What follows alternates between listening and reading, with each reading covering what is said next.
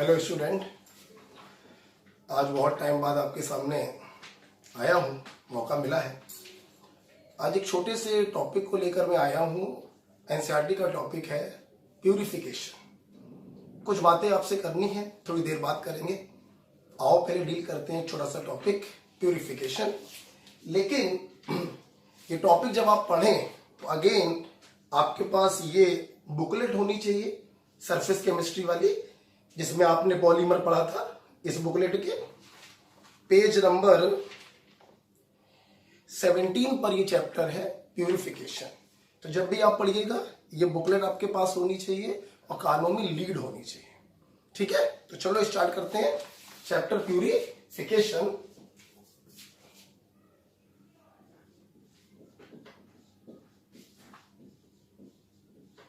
Purification.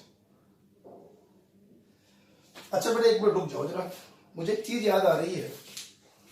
जब मैंने polymer पढ़ाया था तो उसमें मैंने रबर को नहीं पढ़ाया था। मैंने आपसे बोला था कि रबर वाला कॉन्सेप्ट मैं एल्काइन वाले चैप्टर में पढ़ाता हूं।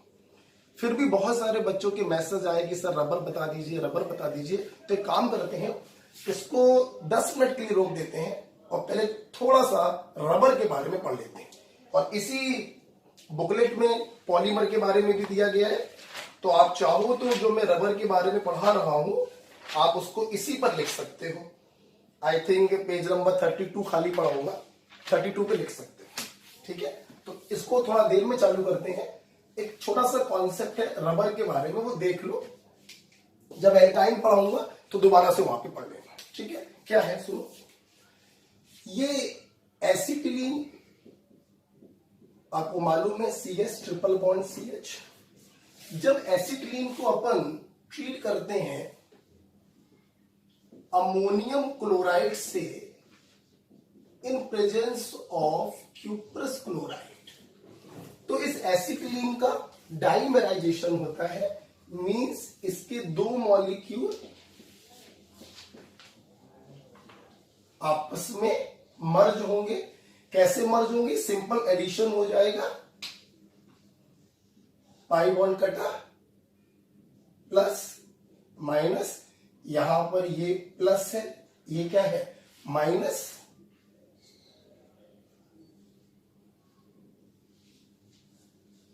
राइट। तो पाई बॉन्ड कटेगा, प्लस जाएगा माइनस के पास, माइनस जाएगा प्लस के पास, और आपका कंपाउंड बन जाएगा CH2 double bond CH, C triple bond CH। इसका नाम क्या है? इसका नाम है विनाइल एसिटिलीन। क्यों इसका नाम है विनाइल एसिटिलीन? ये ग्रुप कौन सा है बताओ? विनाइल। और ये ग्रुप कौन सा है बताओ? एसिटिलीन। तो नाम क्या हो गया? Vinyl acetylene. ठीक, तो एसिटिलीन का डाइमेराइजेशन हुआ in presence of ammonium chloride and cuprous chloride. हमने सिंपल इसका एडिशन करा दिया और हमें मिला विनाइल एसिटिलीन। अब इस विनाइल एसिटिलीन में हम लोग ऐड कराएंगे 1 मोल HCl।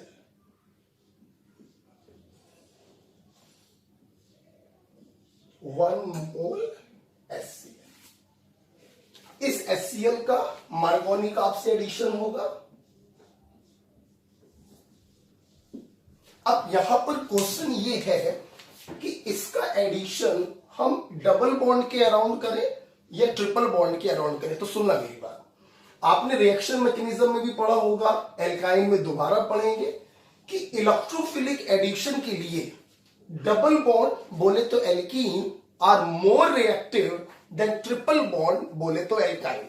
रीजन सब मैं आपको बता चुका हूं इन रिएक्शन मैकेनिज्म।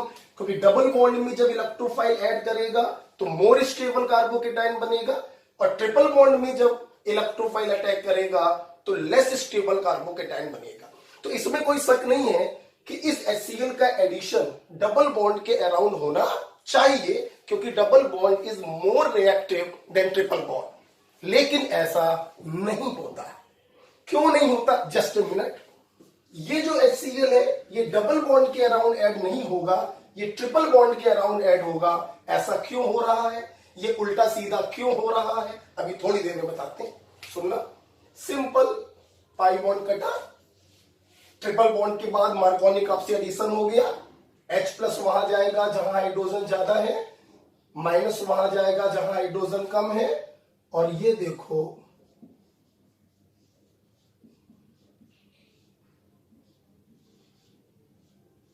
कंपाउंड बन गया बेटा, और इसी को हम लोग कहते हैं क्लोरोप्रीन।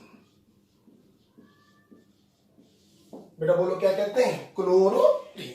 तो क्वेश्चन ये था कि जब एल्कीन ज्यादा रिएक्टिव है इलेक्ट्रोफिलिक एडिशन के प्रति, तो फिर इसका एडिशन ट्रिपल बॉन्ड के अराउंड क्यों हुआ।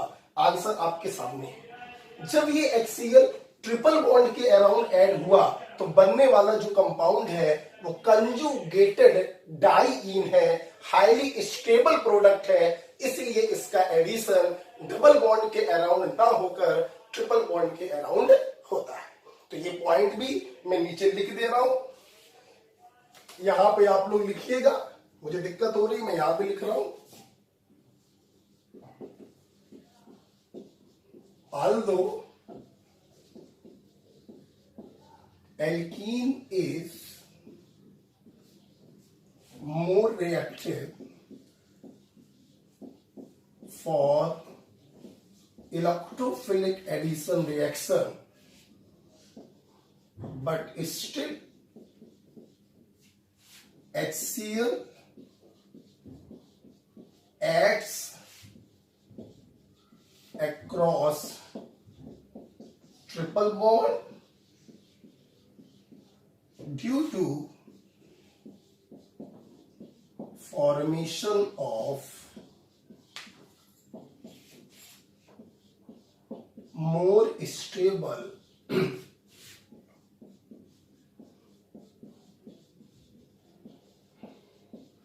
conjugated diene।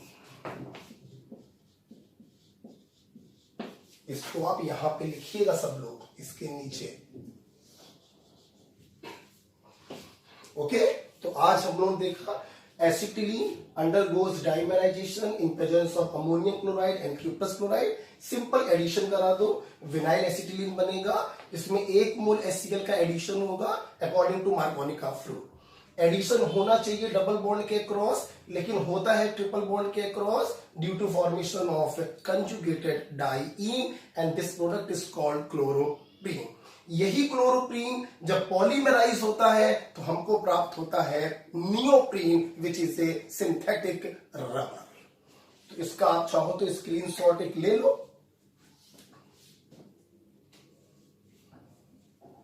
ओके, स्क्रीनशॉट ले लिया होगा। तो अब मैं इस क्लोरोप्रीन को पॉलीमराइज करके दिखाने जा रहा हूं।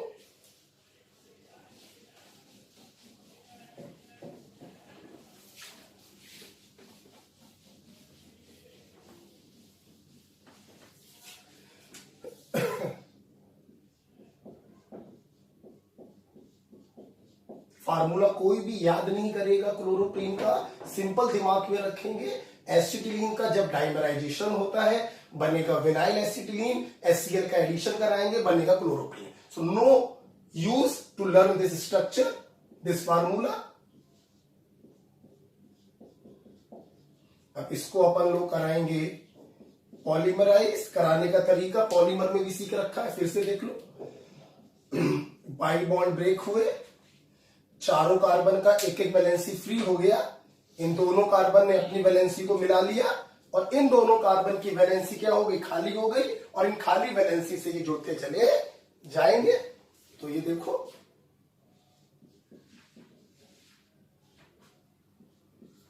CH double bond C, Cl CH2 और ये पॉलीमराइज होता चला जाएगा और इसी को हम लोग कहते हैं नियोप्रीन सिंथेटिक रबर या आर्टिफिशियल रबर, कुछ भी बोलो।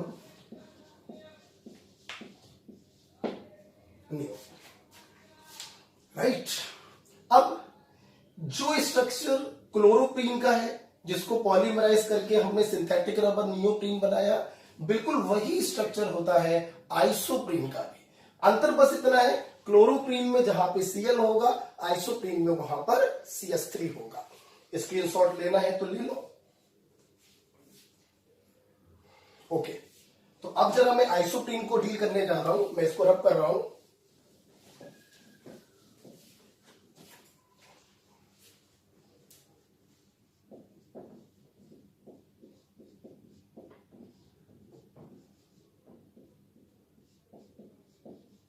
ये क्लोरोप्रीन था, Cl को हटाकर CH3 लगा दो। This is called isoprene. Okay, अब आइसोप्रीन से दो बातें हैं। एक है सिस आइसोप्रीन और दूसरा है trans isoprene.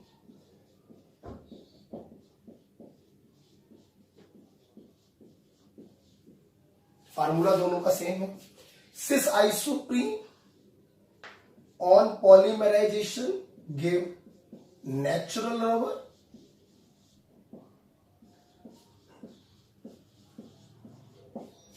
and trans isoprene on polymerization give artificial rubber.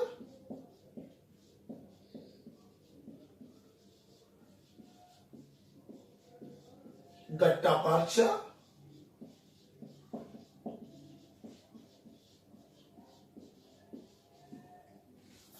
कैसे बनाओगे इन पॉलीमर को? तरीका बिल्कुल वही है जो क्लोरोप्रीन वाला था, बिल्कुल वही तरीका यहां पर भी अडॉप्ट करेंगे। That is simple pi bond break होगा, ये दोनों अपने हाथों को मिला लेंगे, इन दोनों की वैलेंसी फ्री हो जाएगी, जिससे ये पॉलीमराइज करता चला जाएगा। अब क्या देखना, जस्ट ए मिनट, मैं इसका पॉलीमेरिक फॉर्म थोड़ी देर के लिए वहां पे बना दे रहा हूं। थोड़ी देर समझना मेरी बात। इसका पॉलीमेरिक फॉर्म थोड़ी देर के लिए मैं यहां पे बना रहा हूं। से CH2 CH double bond C CH3 CH2 का होल N। ठीक, अब देखना बेटा, यही पॉलीमर नेचुरल रबर है और यही पॉलीमर आर्टिफिशियल रबर है। डिफरेंस बस इतना है कि जब इस डबल बॉन्ड के अराउंड कन्फिग्रेशन सिस होगा तो उसे नेचुरल रबर कहेंगे, जब इस डबल बॉन्ड के अराउंड कन्फिग्रेशन ट्रांस होगा तो उसे गट्टा पार्चा कहेंगे। सिस का मतलब है जिन कार्बन पे वैलेंसी फ्री है सेम साइड पर, सिस सिस बोले तो नेचुरल रबर। जिन कार्बन पे वैलेंसी फ्री है अपोजिट साइड पर, ट्रांस ट्रांस बोले तो आर्टिफिशियल रबर। जैसे मैं यहां पे अगर बनाकर दिखाऊं, देखा बेटा, एक कार्बन ये रहा एक कार्बन जिस पर हाथ खाली है, दूसरा कार्बन सिंगल बॉन्ड से, तीसरा कार्बन डबल बॉन्ड, तीसरे कार्बन पर एक मिथाइल ग्रुप लगा हुआ है, और ये रहा चौथा कार्बन जिस पर ये वैलेंसी फ्री है। तो this structure is natural rubber. समझ में आया बेटा? समझ में आया बेटा? दोनों फ्री वैलेंसी जिस कार्बन पे थी वो सेम साइड पर हो गए, तो ये सिस स्ट्रक्चर बन गया, and this cis structure is called natural rubber. अब अपन ऐसे करें, ये कार्बन ये रहा जिस पर वैलेंसी फ्री है, दूसरा कार्बन ये रहा, तीसरा कार्बन ये रहा, दूसरे और तीसरे के बीच में डबल बॉन्ड है, तीसरे पर मिथाइल ग्रुप लगा हुआ है, और ये रहा चौथा वाला जिस पर वैलेंसी क्या है, फ्री है। आप देख सकते हैं फ्री वैलेंसी वाले एंड अपोजिट डायरेक्शन में है, ये ट्रांस कन्फिग्रेशन को रिप्रेजेंट कर रहा है, और इस प्रकार से होल and this is gutta percha. आप चाहो तो इसको और खोलकर और दिखा सकते हो। आप इसका स्क्रीनशॉट ले लो, फिर मैं और इसको दिखा देता हूं।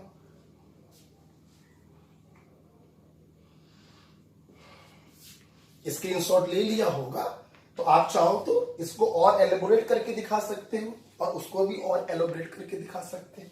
ठीक है, तो एक बार मैं बोलना चाहूंगा, एसिटिलीन को जब अमोनियम क्लोराइड और क्यूप्रस क्लोराइड के प्रेजेंस में लिया तो वो डाइमराइज हुआ, बना विनाइल एसिटिलीन। विनाइल एसिटिलीन में 1 मोल HCl को ऐड किया। एडिशन होना चाहिए डबल बॉन्ड के अक्रॉस, लेकिन होता है ट्रिपल बॉन्ड के across due to formation of conjugated diene. बने हुए इस कंजुगेटेड प्रोडक्ट को हम कहते हैं chloroprene, which is the monomer of synthetic rubber neoprene. Chloroprene में Cl को हटा के अगर हम CH3 लगा दें तो इसे हम कहते हैं आइसोप्रीन। और आइसोप्रीन 2 रूपों में है, सिस और ट्रांस। सिस का पॉलीमर किया तो नेचुरल रबर और ट्रांस का पॉलीमर किया तो आर्टिफिशियल रबर। हमने सबसे पहले आपको आइसोप्रीन का पॉलीमर बनाकर दिखाया। अब ये पॉलीमर के दोनों फ्री हैंड जो है सेम साइड पर है, तो सिस आइसोप्रीन का पॉलीमर बनेगा नेचुरल रबर। और अगर दोनों फ्री हैंड अपोजिट साइड पर है तो ट्रांस आइसोप्रीन का पॉलीमर बनेगा गट्टा पार्चा। हम इसको और एलोबरेट करके दिखा रहे हैं।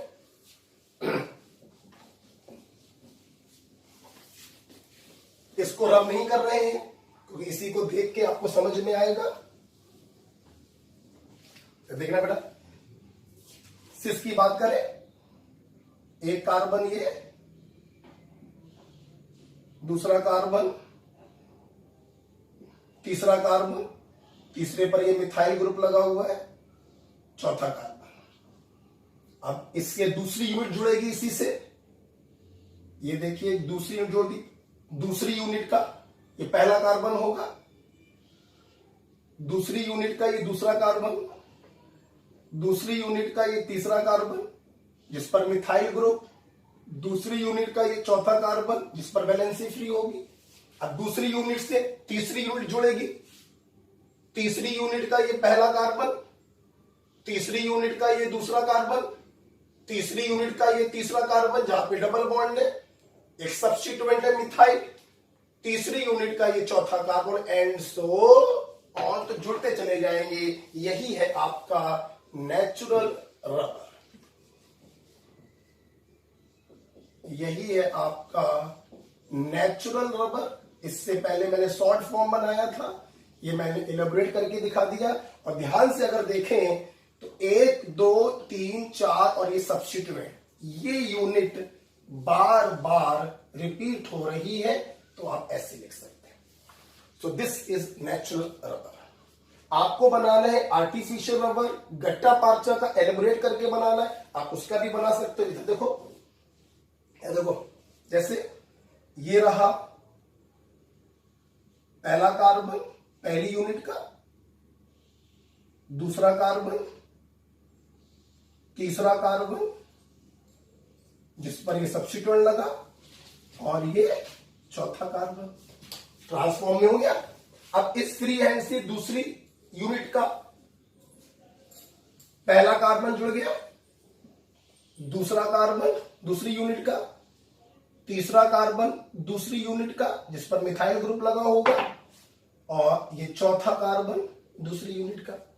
दूसरी यूनिट से अब तीसरी यूनिट जुड़ेगी, तो तीसरी यूनिट का ये रहा पहला कार्बन, तीसरी यूनिट का ये रहा दूसरा कार्बन, तीसरी यूनिट का ये रहा तीसरा कार्बन, तीसरी यूनिट का ये रहा चौथा कार्बन, एंड सो ऑन, ये जुड़ते चले जाएंगे।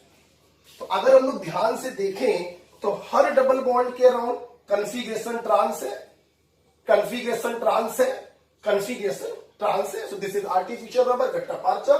एंड रिपीटिंग यूनिट अगर ध्यान से देखें हम लोग तो 1 2 3 4 और एक ये substituent, this is the repeating unit and this is gutta पार्चा।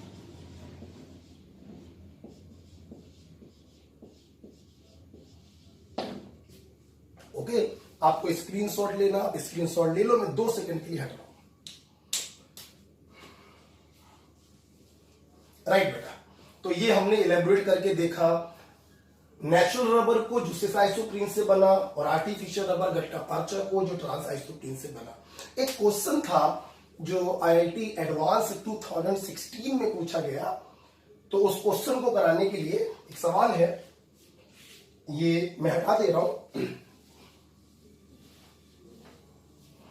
IIT में एक सवाल पूछा गया कि अगर नेचुरल रबर का हम कंप्लीट हाइड्रोजिनेशन करवा दें तो बनने वाला पॉलीमर क्या होगा। ये क्वेश्चन था। मैं सबसे पहले क्वेश्चन लिखवाना चाहूंगा, फिर आपको करके दिखाऊंगा। तो क्वेश्चन क्या था, इसको रब नहीं कर रहा हूं। क्वेश्चन है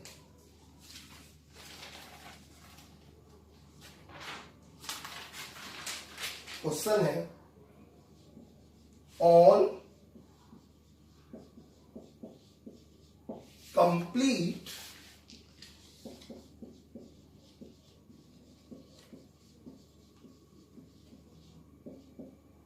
हाइड्रोजिनेशन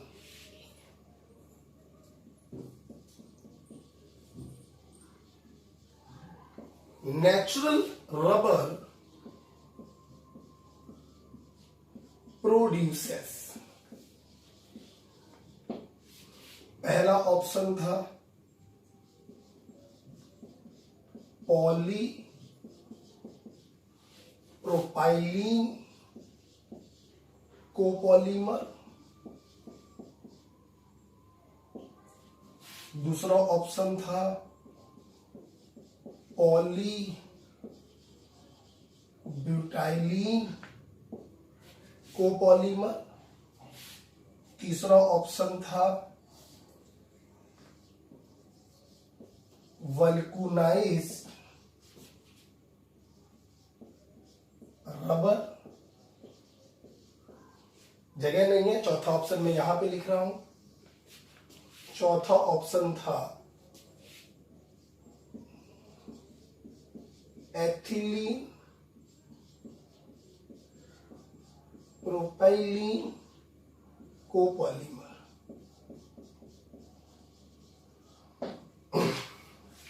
ये क्वेश्चन पूछा गया था आईआईटी में। ठीक, अब सुनना। क्वेश्चन था कि नेचुरल रबर का हम कंप्लीट हाइड्रोजिनेशन करा दें। हाइड्रोजिनेशन मींस हाइड्रोजन का एडिशन। सुनना, जब आप इसमें कंप्लीट हाइड्रोजिनेशन कराओगे तो ये सारे पाई बॉन्ड सिंगल बॉन्ड में बदल जाएंगे। एक एच यहां, एक एच यहां, एक एच यहां, एक एच यहां, एक एच यहां, एक एच यहां। मतलब नेचुरल रबर का जब आपने हाइड्रोजिनेशन कराया तो बनने वाला जो पॉलीमर है वो ऐसा दिखाई पड़ रहा होगा। ठीक, आप सुन रहे। जरा इसमें रिपीटिंग यूनिट को ध्यान से देखो, रटने की जरूरत नहीं, कंसेप्चुअल सवाल है, अच्छा सवाल है। जरा रिपीटिंग यूनिट को देखो। इस रिपीटिंग यूनिट में 5 कार्बन है, 1 2 3 4 और ये वाला 5। अब सुना जाए, अगर ये प्रोपिलीन का पॉलीमर होता तो प्रोपिलीन का मतलब 3 कार्बन, तो हर रिपीटिंग यूनिट में कितने कार्बन होंगे? 3। जबकि हर रिपीटिंग यूनिट में कितने कार्बन है? 5। तो ये ऑप्शन क्या हो गया? गलत हो गया। अगर ये ब्यूटिलीन का पॉलीमर होता तो ब्यूटिलीन में कितने कार्बन होते हैं? 4। तो हर रिपीटिंग यूनिट में कितने कार्बन होने चाहिए? 4, जबकि है कितने? 5। तो ये वाला भी क्या हो गया बेटा? गलत हो गया। वल्कुनाइज्ड रबर, वल्कुनाइजेशन अभी मैं पढ़ाऊंगा आपको। जब नेचुरल रबर में सल्फर को डाल देते हैं तो बन जाता है वल्कुनाइज्ड रबर। यहां तो आपने नेचुरल रबर की ऐसी तैसी कर डाली है, ये तो रबर रह ही नहीं गया है, इसलिए सी वाला तो हो ही नहीं सकता। So the right answer is what? D. आपको चेक करना है, आप खुद देखो। एथिलीन प्रोपिलीन कोपॉलीन, यस हो सकता है, हो सकता है। ये एथिलीन हो गया 2 कार्बन से और ये 3 कार्बन से प्रोपिलीन हो गया। तो एथिलीन प्रोपिलीन अल्टरनेट फैशन में अरेंज होते चले जाएंगे और ये आपको मिल जाएगा। So the right answer is D, ethylene propylene copolymer. Okay, screenshot लेना चाहो तो ले लो।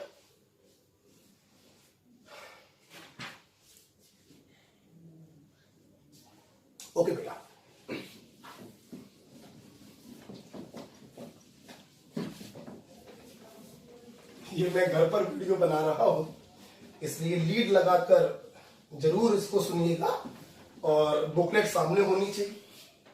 सुना बेटा, तो आज बच्चों के कारण मुझे ये जबरदस्ती पढ़ाना पड़ रहा है, अदरवाइज ये मैं आपको पढ़ाता एल्काइन में।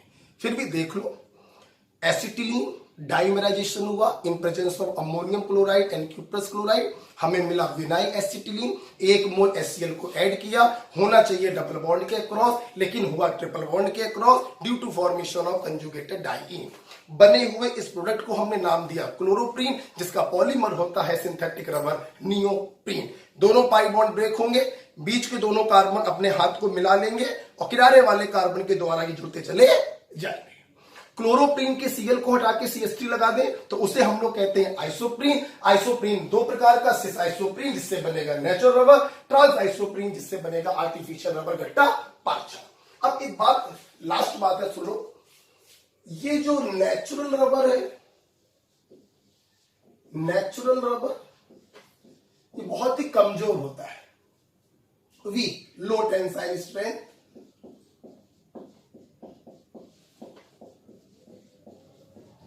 तो इसको थोड़ा मजबूती देने के लिए हम लोग क्या करते हैं यार, इसमें ऐड कर देते हैं 5% सल्फर। सल्फर को ऐड करने पर जो मिलता है उसे हम कहते हैं वल्कुनाइज्ड रबर, और इस फिनोमिना को हम लोग कहते हैं वल्कुनाइजेशन।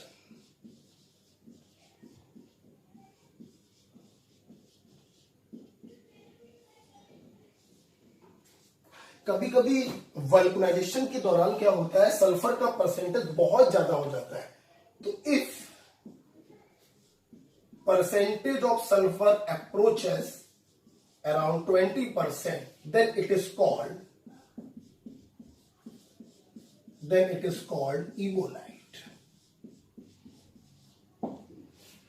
ओके, तो नेचुरल रबर की टेंसाइल स्ट्रेंथ बढ़ाने के लिए हम लोग उसमें सल्फर को ऐड कर देते हैं, लगभग 5% सल्फर। बनने वाले को कहते हैं वल्कनाइज्ड रबर, काफी स्ट्रांग होती है। और जब सल्फर का परसेंटेज 20% के अल्ले पल्ले पहुंच जाता है, तब हम वल्कनाइज्ड रबर को कहने लगते हैं ebonite. So this is all about the rubber. आप पॉलीमर वाले चैप्टर में इसको लिख सकते हैं। अब मैं स्टार्ट करने जा रहा हूं जो आज का टॉपिक है, that is purification. Okay,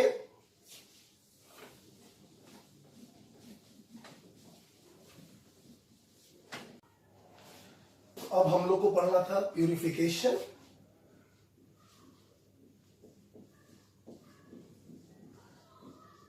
rubber खत्म कर लिया, एक छोटा सा टॉपिक था खत्म हो गया। देखते हैं purification.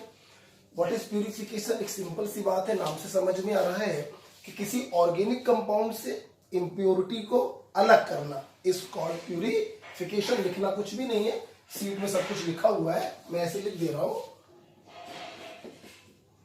Method use to remove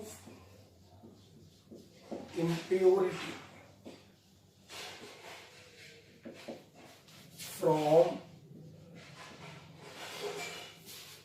an organic compound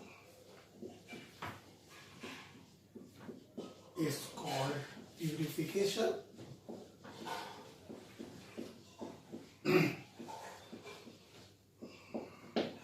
तो किसी ऑर्गेनिक कंपाउंड से इंप्योरिटी को अलग करना क्या कहलाता है? प्यूरिफिकेशन। अब हम लोगों के पास बहुत सारे मेथड हैं इंप्योरिटी को अलग करने के, कंपाउंड को प्यूरिफाई करने के। फॉर एग्जांपल हमारे पास सब्लिमेशन है, क्रिस्टलाइजेशन है, डिस्टिलेशन है, क्रोमेटोग्राफी है। अब कौन सा मेथड हम यूज करें इंप्योरिटी को अलग करने के लिए, ये दो बातों पर डिपेंड करता है। विच method is used depends on, दो बातों पे डिपेंड करता है। पहला point, nature of organic compound जिसको आपको प्यूरिफाई करना है, और दूसरा नेचर ऑफ इंप्योरिटी जिसको आपको हटाना है।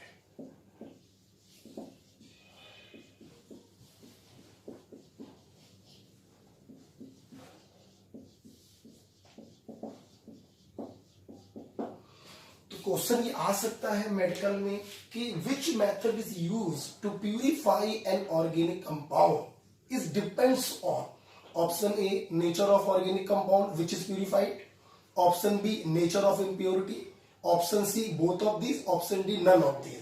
तो हम क्या टिक करेंगे? Both of this. तो कौन सा मेथड यूज करना है कि ऑर्गेनिक कंपाउंड जिसको प्यूरिफाई करना है उसके नेचर पर भी डिपेंड करेगा और जो उसके अंदर इंप्योरिटी है उसके नेचर पर भी डिपेंड करेगा। अब सुनना, मान लो हमने किसी ऑर्गेनिक कंपाउंड को प्यूरिफाई कर लिया, तो मन में क्वेश्चन उठता है कि क्या ये 100% प्यूरिफाई हुआ या अभी भी इसके अंदर इंप्योरिटी है? यस, मतलब मेरा क्वेश्चन ये है कि जिस ऑर्गेनिक कंपाउंड को हमने प्यूरिफाई किया, हम चेक करेंगे कि क्या वो 100% प्यूरिफाई हुआ या नहीं हुआ। दैट इज हम बात कर रहे हैं क्राइटेरिया ऑफ प्योरिटी का।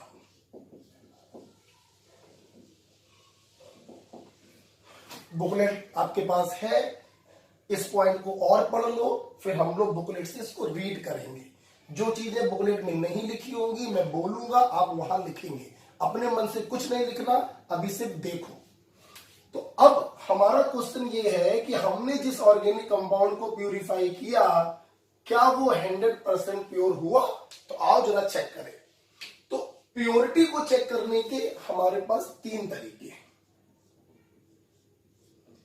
पहला तरीका है स्पेक्ट्रोस्कोपिक मेथड। ये सिर्फ नाम आपको याद रखना है, आपके कोर्स में नहीं है। बहुत प्रकार का होता है, Raman spectroscopy, infrared spectroscopy, MSc में पढ़ाया जाता है, आपके लिए कोई यूज का नहीं है। लेकिन ये ध्यान रखना है कि प्योरिटी को चेक करने का एक तरीका है स्पेक्ट्रोस्कोपिक मेथड। और कैसे चेक कर सकते हैं प्योरिटी को हम? हमारे पास एक तरीका और है, क्रोमैटोग्राफी, और एक तरीका हमारे पास और है मिक्स्ड मेल्टिंग पॉइंट। ये 3 तरीके हैं, इसको पढ़ना नहीं है। क्रोमैटोग्राफी इसी चैप्टर में लास्ट में बताऊंगा। This is the most advance technique, this is the most versatile technique developed by T sweat. ये भी लिखने की कोई जरूरत नहीं है, सब बुकलेट में लिखा हुआ है। हाँ, बात करते हैं ये मिक्स्ड मेल्टिंग पॉइंट क्या है। ठीक है, आप एक बात सुनिए, जब कोई कंपाउंड 100% प्योर ऑर्गेनिक कंपाउंड होता है तो उसका जो मेल्टिंग पॉइंट होता है वो बहुत ही शार्प होता है।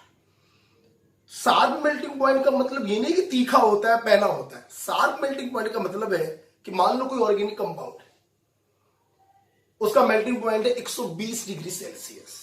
तो जब आप इसको गर्म करते करते 120 पर पहुंचेंगे तभी ये लिक्विफाई होगा।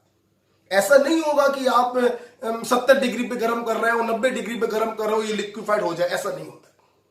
तो शार्प मेल्टिंग पॉइंट, जो भी प्योर ऑर्गेनिक कंपाउंड होते हैं उनके मेल्टिंग पॉइंट बहुत ही शार्प होते हैं। ठीक, अब जब मेरी बात सुनना, जब भी किसी कंपाउंड में इंप्योरिटी आती है तो यूजली बेटा impurity decreases the melting point. सवाल है सर ऐसा क्यों? एक एग्जांपल से समझाना चाहते हैं। मेल्टिंग पॉइंट का मतलब है सॉलिड को लिक्विड में बदलना। सॉलिड में जो कंस्टिट्यूएंट पार्टिकल होते हैं वो क्लोज पैक्ड होते हैं। क्लोज पैकिंग जितनी अच्छी होगी उस सॉलिड का मेल्टिंग पॉइंट उतना ज्यादा होगा। समझेंगे ना मेरी बात? जैसे एग्जांपल के तौर पर मेरे ये 2 हाथ हैं और मैंने इन दोनों हाथों को ऐसे जोड़ दिया, तो ये जो पकड़ है बहुत मजबूत पकड़ है, इसको अलग करने में बहुत ताकत लगेगी। अब जरा सोचो, अगर इन सांसों के बीच में हम पेन डाल दें, ऐसे करके पेन फंसा दें, तो जब पेन फंसाएंगे तो ग्रिपिंग क्या होगी? कमजोर होगी। और ग्रिपिंग जब कमजोर हो गई तो आराम से दोनों हाथ क्या हो गए? अलग हो गए। यस, यही काम होता है इंप्योरिटी का। जब ऑर्गेनिक कंपाउंड 100% प्योर होता है तो पैकिंग इज लाइक दिस। और जब हम लोग उसमें इम्प्योरिटी मिला देते हैं तो इम्प्योरिटी बीच बीच में फंसकर इस पैकिंग को लूज कर देता है, और पैकिंग लूज होने से उसका मेल्टिंग पॉइंट क्या हो जाता है, कम हो जाता है। तो एक पॉइंट मैं यहां पे बताना चाहूंगा कि इम्प्योरिटी, मैं जहां बताऊंगा वहां लिखना, अब इसे देखो, impurity decreases melting point of solid. अभी मैंने मिक्स मेल्टिंग पॉइंट आपको नहीं समझाया, अभी तो मैं बस ये कहना चाहता था प्योर ऑर्गेनिक कंपाउंड, इनके मेल्टिंग पॉइंट बहुत शार्प होते हैं, और जब किसी ऑर्गेनिक कंपाउंड में गंदगी आ जाती है, इंप्योरिटी आ जाती है, तो वो उसकी पैकिंग को लूज कर देती है और उसका मेल्टिंग पॉइंट कम हो जाता है। अब सवाल ये है कि इस मिक्स्ड मेल्टिंग पॉइंट का मतलब क्या है, और इससे हम कैसे चेक करते हैं कि वो कंपाउंड प्यूरिफाई हुआ या नहीं हुआ। तो मेरी बात समझना, समझ, मान लो ये प्यूरिफाइड कंपाउंड है जिसको तुमने प्यूरिफाई करके रखा है, हमें चेक करना था कि ये 100% प्योर है या नहीं है। अब हम क्या करेंगे, सुनना, इस प्यूरिफाइड कंपाउंड में हम इसी कंपाउंड के 100% प्योर ऑर्गेनिक कंपाउंड को मिलाएंगे। मिलाया और ये क्या तैयार हो गया, एक मिक्सचर तैयार हो गया। अब हम क्या करेंगे, इस मिक्सचर के मेल्टिंग पॉइंट को ऑब्जर्व करेंगे, इसका मेल्टिंग पॉइंट देखेंगे। अगर इस मिक्सचर का मेल्टिंग पॉइंट वही रहा जो 100% प्योर ऑर्गेनिक कंपाउंड का है, it means this is 100% pure. और अगर इस मिक्सचर का मेल्टिंग पॉइंट प्योर कंपाउंड के मेल्टिंग पॉइंट से कुछ कम हो गया, इट मींस इसके अंदर क्या उपस्थित है, इंप्योरिटी उपस्थित है। तो this is called mixed melting point. तो if melting point remain same,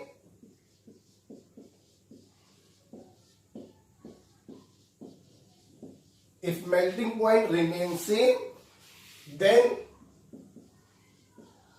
compound get 100% pure.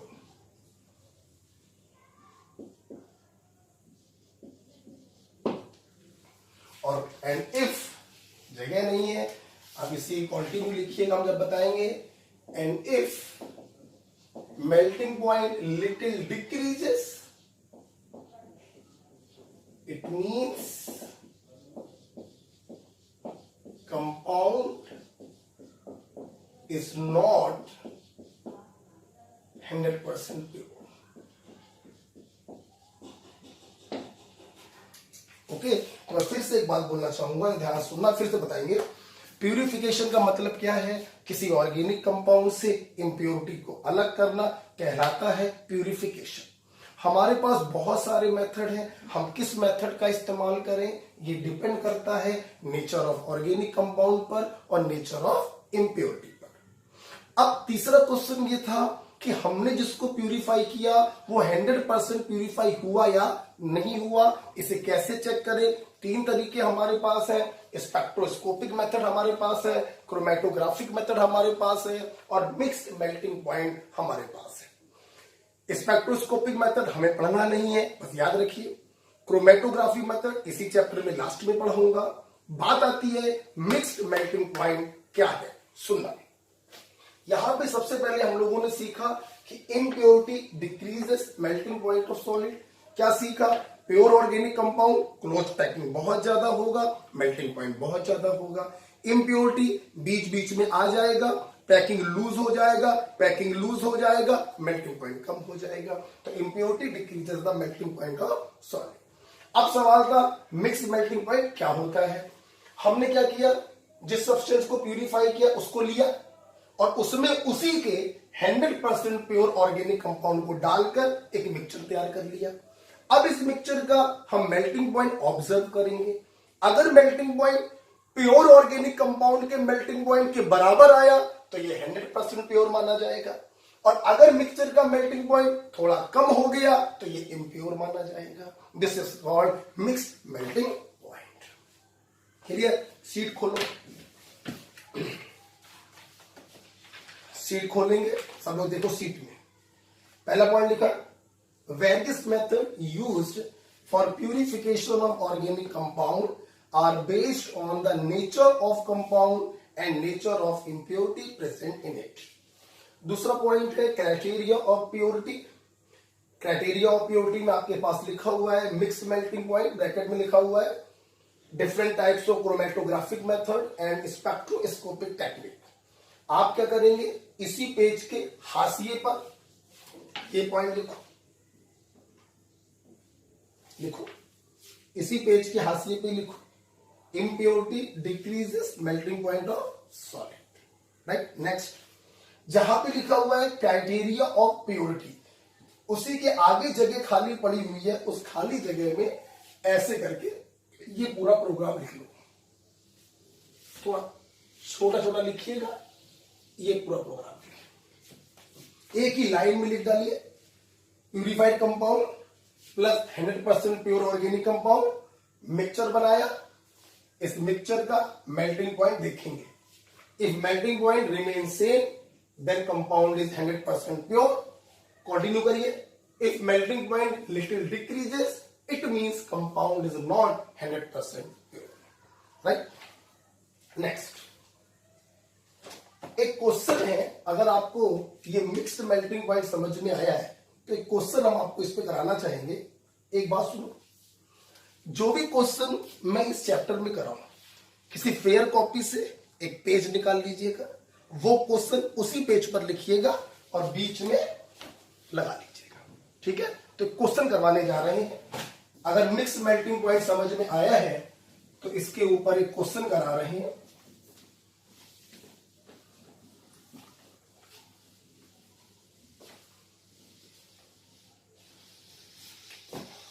एक क्वेश्चन है, मिक्स मेल्टिंग पॉइंट के ऊपर एक क्वेश्चन है, सो क्वेश्चन लिखिए, two pure organic solids are mixed in 1:1 ratio.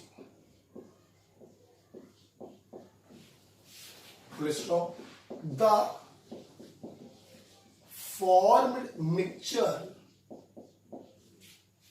have same melting point. This means to sample contain, पहला option है different compound,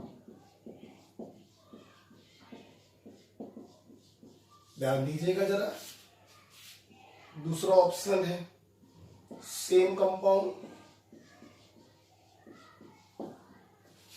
तीसरा ऑप्शन है आइसोमेरिक कंपाउंड,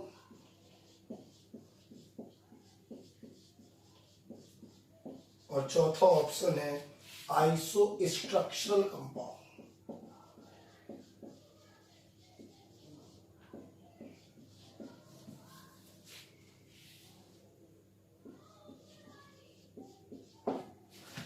अब मेरी बात सुनना, देखो हमने दो लोगों को मिलाया, अब दो लोगों को मिलाने पर जो मिक्सचर तैयार हुआ, एग्जामिनर बोल रहा है कि उस मिक्सचर का मेल्टिंग पॉइंट वही है जो उन सैंपल का मेल्टिंग पॉइंट। इसका मतलब ये जो मिक्सचर है इसमें इंप्योरिटी है ही नहीं, और जब इंप्योरिटी है ही नहीं इसका मतलब ये दोनों ऑर्गेनिक कंपाउंड क्या होंगे, सेम होंगे। जब दोनों ऑर्गेनिक कंपाउंड सेम होंगे तभी तो इस मिक्सचर का मेल्टिंग पॉइंट वही रहेगा जो ऑर्गेनिक सैंपल का मेल्टिंग पॉइंट है। तो it means the answer should be same compound.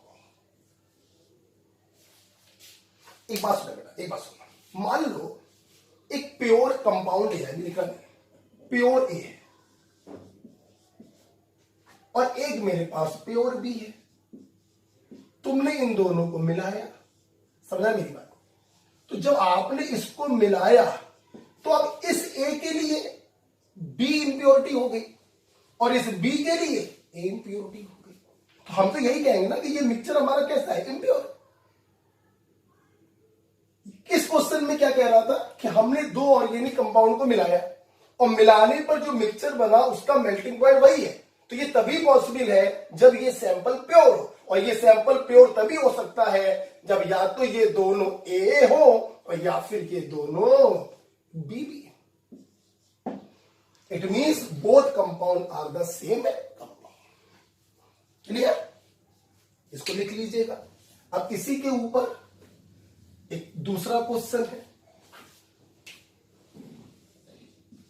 दूसरा question, in above question, if melting point of mixture is lower by 15 degrees Celsius, then the two sample contain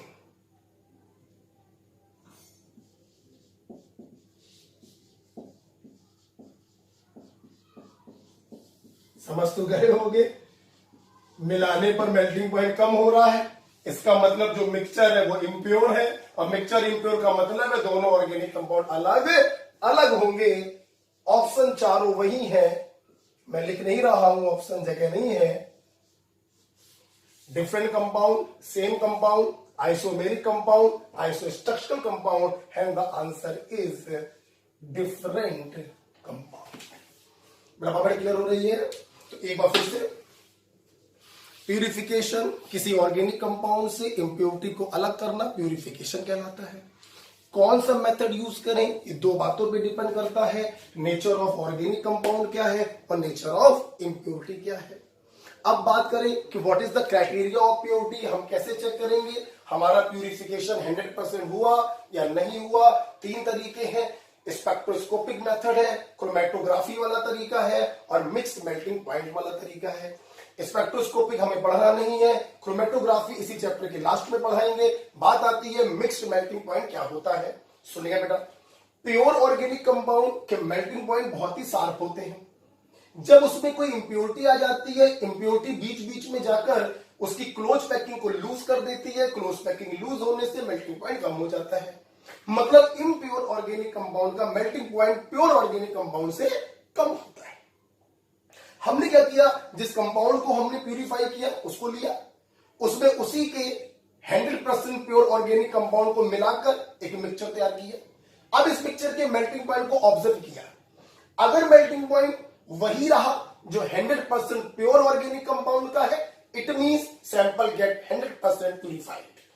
और अगर mixture का melting point थोड़ा सा कम हो गया, it mean sample is still impure.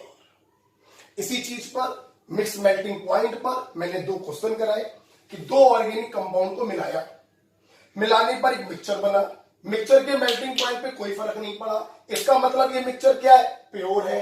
ये pure कब हो सकता है, जब दोनों कंपाउंड कैसे हो, सेम हो। अगर मिलाने पर मिक्सचर का मेल्टिंग पॉइंट कम हो रहा, मेल्टिंग पॉइंट कम होने का मतलब ये इम्प्योर है, और इम्प्योर ये तभी होगा जब ये अलग हो और ये अलग हो, डिफरेंट कंपाउंड। ओके, चलिए इसके बाद अब हम लोग 1 बाय 1 सारे मेथड को पढ़ेंगे। क्राइटेरिया ऑफ प्योरिटी हो गया, इम्प्योरिटी मेल्टिंग पॉइंट को कम कर देती है। अब हम लोग पढ़ेंगे 1 बाय 1 सारे मेथड को। मेरे ख्याल से आपकी कॉपी में पहला मेथड लिखा हुआ है sublimation. Sublimation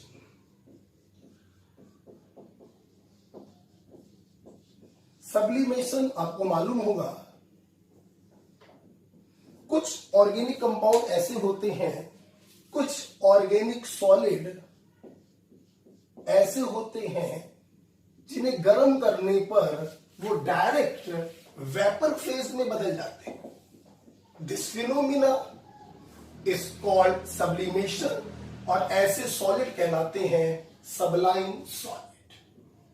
hence they are called sublime solid. Clear? तो अगर हमारे पास जो ऑर्गेनिक सॉलिड है, ऑर्गेनिक सॉलिड सबलाइन हो और उसमें प्रेजेंट इंप्योरिटी नॉन सबलाइन हो, तब हम सब्लिमेशन का इस्तेमाल करेंगे। उम्मीद करते हैं समझ गए होगे क्या होगा। हम उस मिक्सचर को गर्म करेंगे, ऑर्गेनिक सॉलिड कैसा है बोलो, सबलाइन में, वेपर में चला जाएगा, इंप्योरिटी नॉन सबलाइन में वहीं पे रहेगा, ऑर्गेनिक सॉलिड अलग हो गया, इंप्योरिटी अलग। तो सब्लिमेशन का इस्तेमाल करेंगे जब एक कंपोनेंट हो सबलाइन और दूसरा कंपोनेंट हो नॉन सबलाइन, राइट। मैं यहां पर few example of sublime solid बताना चाहूंगा।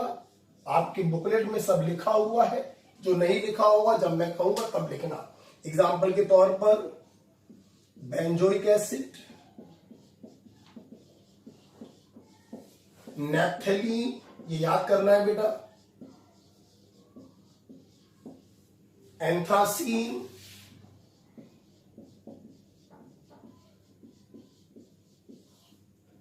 कैम्फर, कैम्फर मीन्स कपूर, ये सब सबलाइन सॉलिड है। और भी एग्जांपल है, सेल अमोनिएक, नौसादर, अमोनियम क्लोराइड, नौसादर, और जैसे आप ले सकते हैं HgCl2, corrosive sublimate, corrosive sublimate आप ले सकते हैं, और आयोडीन ले सकते हैं, आप ले सकते हैं सैलिसिलिक एसिड,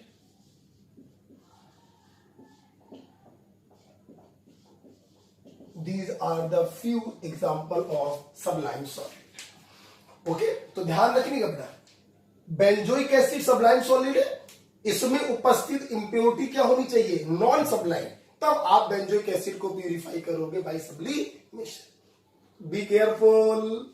मान लो तुम्हारे पास एक मिक्सचर है जिसमें बेंजोइक एसिड पड़ा है और नैप्थेलीन पड़ा है, तो क्या अब सब्लिमेशन यूज करोगे? नहीं, अब तो दोनों के दोनों सबलाइन सॉलिड है, एक सबलाइन दूसरा नॉन सबलाइन, तब इस्तेमाल करेंगे सब्लिमेशन। एग्जांपल बेंजोइक एसिड हो गया, सैलिसिलिक एसिड हो गया, नैप्थेलीन, एंथ्रासीन, कैम्फर, नौसादर, कोरोसिव सब्लिमेट और आयोडीन। मुझे एग्जाम का नाम याद नहीं आ रहा, एक क्वेश्चन पूछा गया था, iodine mixed with sand, sand means बालू, बालू में आयोडीन पड़ा है, बताओ इन दोनों को कैसे अलग करोगे? Yes, sublimation. क्यों? बालू सबलाइन सॉलिड नहीं होता, लेकिन आयोडीन सबलाइन सॉलिड होता है। सब्लिमेशन कराओगे, बालू वहीं पे रह जाएगा, आयोडीन वेपोराइज होकर अलग हो जाएगा, राइट। तो these are the few example of sublime solid. एक छोटी सी बात मुझे याद आ रही है अबाउट दिस कैम्फर। कैम्फर का फार्मूला तो काफी बड़ा फार्मूला है, याद करने की जरूरत नहीं है, लेकिन मुझे एक चीज याद आ रही है, C2Cl6, ईथेन के सारे हाइड्रोजनों को क्लोरीन से सब्स्टिट्यूट कर दिया। What is ethane? C2H6, 6 हाइड्रोजनों को 6 क्लोरीन से सब्स्टिट्यूट कर दिया। आपको जान की खुशी होगी कि इसका जो स्मेल होता है वो कपूर के जैसा होता है। Okay, camphor like order, camphor like order. Okay, अब क्या लिखना है क्या नहीं लिखना है, आओ एक बार बुकलेट से पढ़ लेते हैं, ठीक है, सबकी नजर बुकलेट पर। सब्लिमेशन, सम सॉलिड सब्सटेंस, ध्यान रखिएगा, sublimation is for solid organic compound only.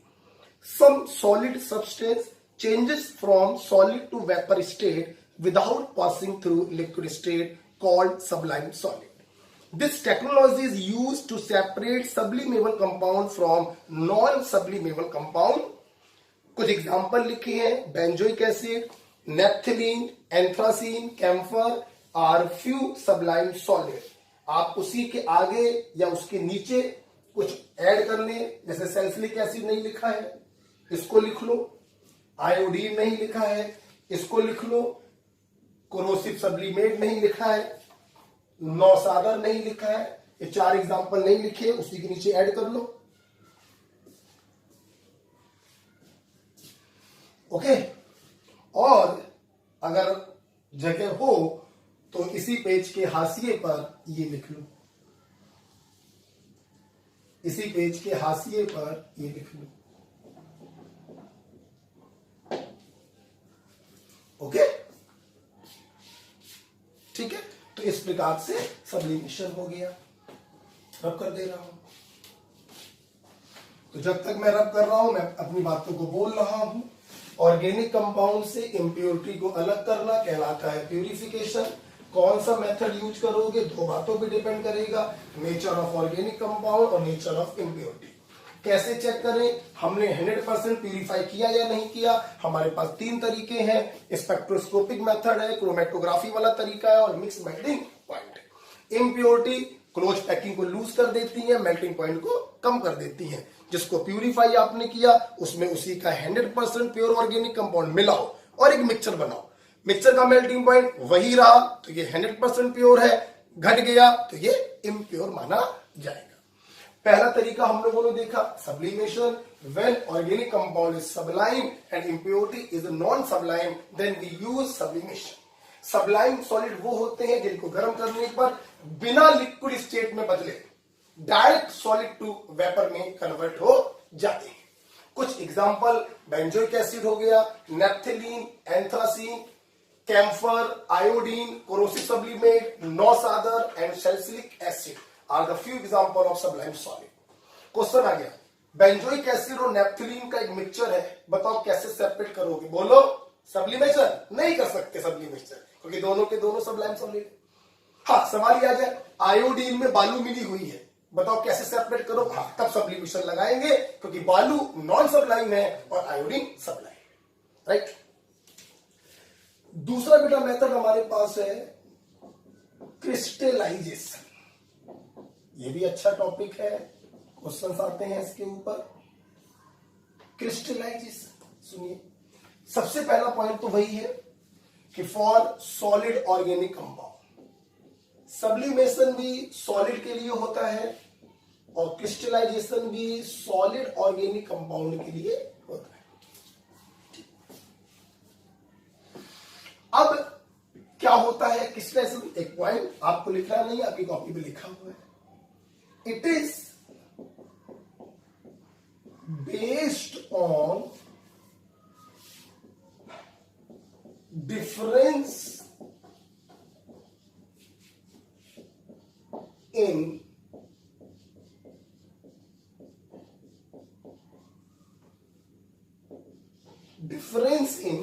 solubility of organic compound and impurity in a suitable solvent।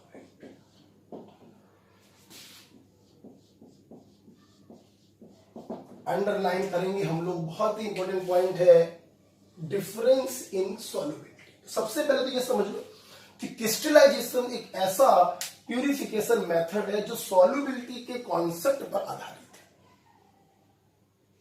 जब ऑर्गेनिक कंपाउंड और उसमें उपस्थित इंप्योरिटी, इन दोनों का सॉल्युबिलिटी एक पर्टिकुलर सॉल्वेंट में डिफरेंट हो, तब हम इस्तेमाल करते हैं क्रिस्टलाइजेशन। अब आपके दिमाग में सवाल ये उठ रहा है, सर ये सुटेबल सॉल्वेंट का मतलब क्या है? क्या हर सॉल्वेंट इस्तेमाल नहीं कर सकते? नहीं, क्रिस्टलाइजेशन में पर्टिकुलर सॉल्वेंट ही इस्तेमाल होगा। सर हम कैसे पहचानें कौन सा सॉल्वेंट इस्तेमाल होगा? सुनो, सुटेबल सॉल्वेंट की 2 कैरेक्टर होते हैं। पहला कैरेक्टर इम्प्योरिटी, इनसॉल्युबल हो तो बहुत ही अच्छा, या थोड़ा बहुत डिसॉल्व हो जाए तो भी चलेगा। पहला कैरेक्टर इम्प्योरिटी, इनसॉल्युबल हो या फिर लेस सॉल्युबल। और दूसरा कैरेक्टर है कि organic compound room temperature, that is low temperature, that is 25 degree Celsius पे लेस सॉल्युबल हो, और जैसे ही टेम्परेचर बढ़ाया वैसे ही झेल के सॉल्युबल।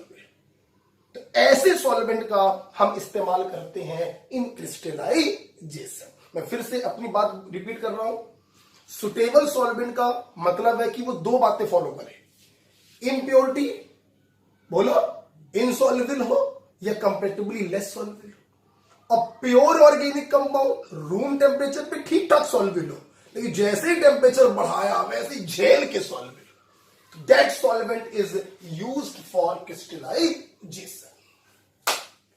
ठीक है सर, आपकी बात समझ गए।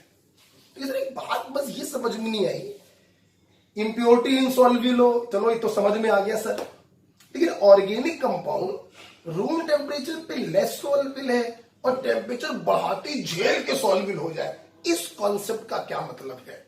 Very simple. सोचो,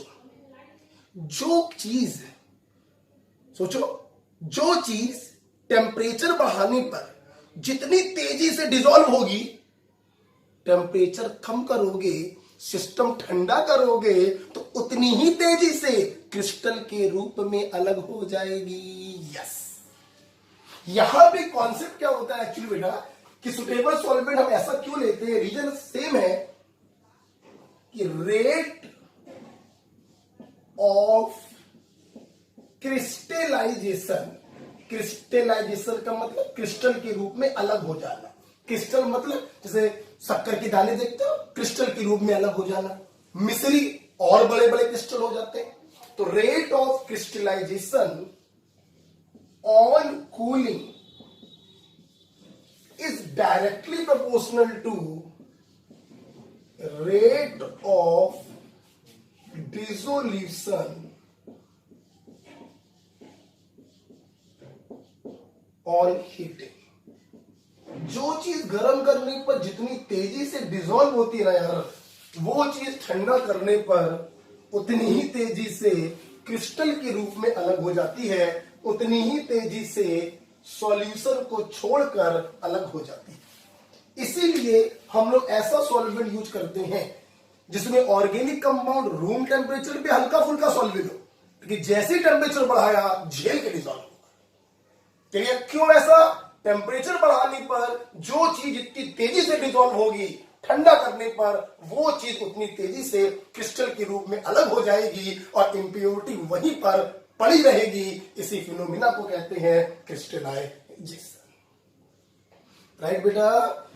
तो किसके लिए करते हैं पढ़ लेते हैं, आओ एक बार नोट्स देख लिया जाए। तो क्रिस्टलाइजेशन पहला पॉइंट लिखा है, for purification of solid organic compound. Yes, next it is based on difference in solubility of compound and impurity in a suitable solvent. Suitable solvent क्या होता है ये भी लिखा हुआ है। Suitable solvent is that in which compound is strongly soluble at room temperature but highly soluble at higher temperature and impurities are insoluble or less soluble. Right? अब सवाल ये है, ये वाला पॉइंट कहां लिखोगे? सुनो मेरी बात, जहां पर हेडिंग पड़ी है ना क्रिस्टलाइजेशन, उसी के थोड़ा आगे देखो, उसी लाइन के आगे जगह खाली पड़ी है, वहां पे लिखो।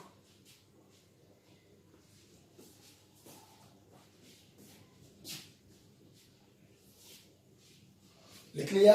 सुन बेटा, अब इसके एग्जांपल भी पढ़ लेंगे। इसी के ऊपर एक एम्स में क्वेश्चन पूछा गया, देख लो क्वेश्चन कहां पर लिखोगे।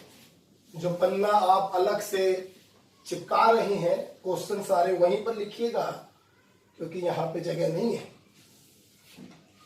एक क्वेश्चन बेटा एम्स में आया,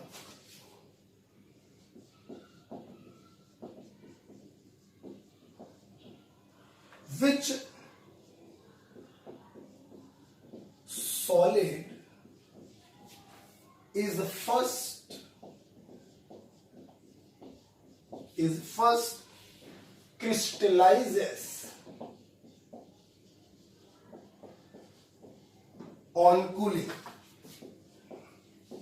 समझ में आना चाहिए। सबसे पहले क्रिस्टलाइज कौन होगा? जिसकी सॉल्युबिलिटी टेम्परेचर बढ़ाने पर बहुत तेजी से बढ़ रही हो। उन्होंने ग्राफ आपको दिया था, this graph is between solubility and temperature. जैसे ये कुछ ऐसे करके उन्होंने ग्राफ दिए थे। ये मान लो ए है, ये बी के लिए है, ये सी के लिए है और ये डी के लिए है। ऑप्शन थे ए,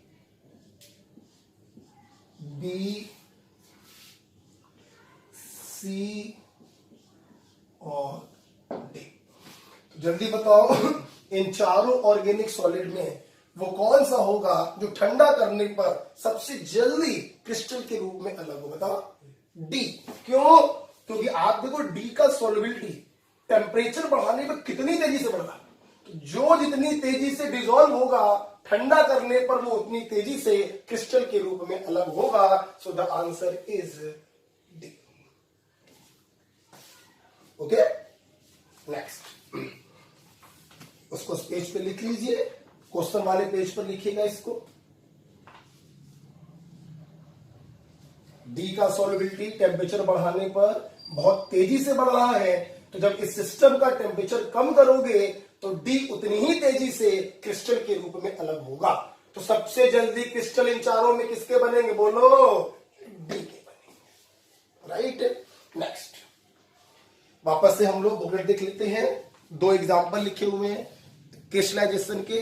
sugar mixed with common salt can be purified with ethanol. Yes.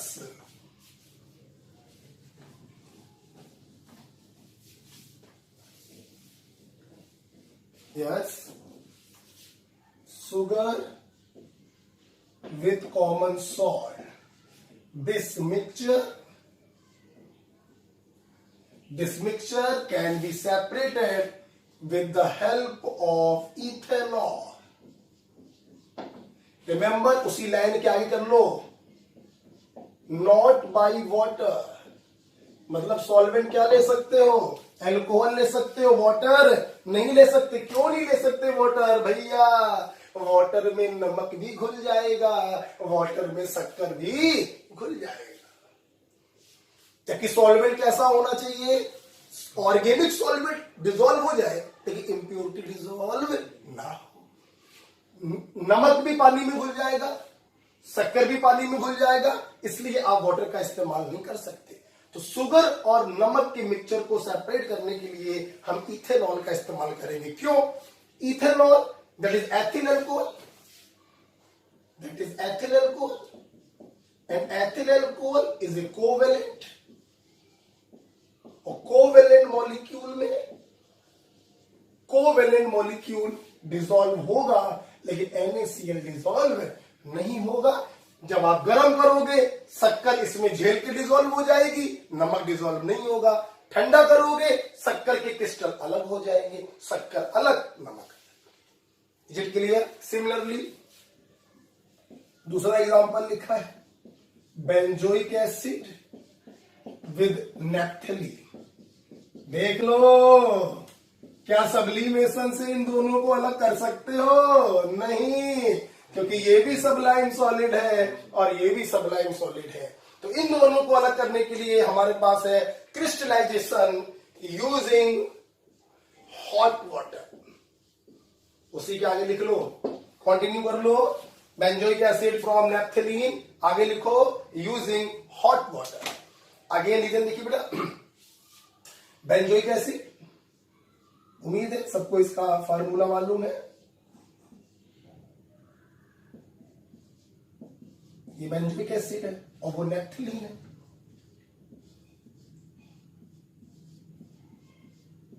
कितने रेजोनेटिंग स्ट्रक्चर बनेंगे इसके? कुछ याद है? 3। Number of ring +1। खैर, कौन सा रेजोनेटिंग स्ट्रक्चर ज्यादा स्टेबल होगा वो सब पढ़ने की जरूरत नहीं है, रिएक्शन में किसी ने बताया होगा। अब क्या देखो ना, बेंजोइक एसिड जो है वाटर में डिसॉल्व हो जाएगा बाय हाइड्रोजन बॉन्ड। बताओ ये क्या हो गया? डिसॉल्व। और ये क्या है? कोवेलेंट, और कोवेलेंट कंपाउंड वाटर में डिसॉल्व नहीं होंगे। तो जैसे तुम गर्म करोगे ना बेंजोइक एसिड तेजी से डिसॉल्व होगा, ये डिसॉल्व नहीं होगा। तो जब ठंडा करोगे तो बेंजोइक एसिड के क्रिस्टल उतनी तेजी से अलग हो जाएंगे। बेंजोइक एसिड अलग, नेफ्थलीन अलग। राइट बेटा, तो इस प्रकार से हम लोगों ने क्रिस्टलाइजेशन पढ़ा। शुगर को नमक से अलग करेंगे using ethanol, not by water, क्योंकि वाटर में दोनों डिसॉल्व हो जाएंगे, जबकि अल्कोहल में शुगर डिसॉल्व होगा, नमक डिसॉल्व नहीं होगा। बेंजोइक एसिड को नेफ्थलीन से अलग करेंगे using hot water. Hot water में बेंजोइक एसिड डिसॉल्व हो जाएगा by hydrogen bond, naphthalene covalent है, डिसॉल्व नहीं होगा। ठंडा करोगे बेंजोइक एसिड के क्रिस्टल अलग हो जाएंगे, दोनों को दोनों क्या हो गए, सेपरेट हो गए। राइट, अब सुनो बेटा, एक स्टूडेंट ने मुझसे एक सॉल्युबिलिटी पर क्वेश्चन पूछा था। उसका इस चैप्टर से कोई खास लेना देना नहीं है, लेकिन मुझे याद आ रहा है सवाल अच्छा था, तो मैं करवाना चाहूंगा। उसी क्वेश्चन वाले पेज पर लिखिएगा। अलग कर दे बेटा, अलग कर दे। तो बताओ कितने मेथड पढ़ लिए तुम लोगों ने, बोला करो। सब्लिमेशन और क्रिस्टलाइजेशन। सब्लिमेशन कब यूज करोगे, एक कंपोनेंटो सब्लाइम, दूसरा कंपोनेंटो नॉन सब्लाइम। क्रिस्टलाइजेशन कब यूज करोगे, जब ऑर्गेनिक कंपाउंड और इंप्योरिटी दोनों की सॉल्युबिलिटी में क्या हो, डिफरेंस हो। इन ऑल सॉल्वेंट और particular solvent, particular solvent. Sugar को नमक से अलग किया, पानी से या अल्कोहल से, अल्कोहल से। बेंजोइक एसिड को नेफ्थलीन से अलग किया, गर्म पानी या ठंडा पानी, गर्म पानी। एक क्वेश्चन मेरे पास और आ रहा है क्रिस्टलाइजेशन के ऊपर, मैं करवाना चाहूंगा, लिखिए। 2 ग्राम, 4 ग्राम and 6 gram of a non-volatile solute। Non volatile का मतलब सॉल्यूशन वाले चैप्टर में आपने हमसे पढ़ा होगा, जो वेपोराइज ना हो सके, जैसे यूरिया, जैसे शुगर, जैसे नमक, they all are non volatile. Bracket में दिया गया है, इस नॉन वोलेटाइल की सॉल्युबिलिटी दी गई है 4 ग्राम पर 100 ग्राम वाटर।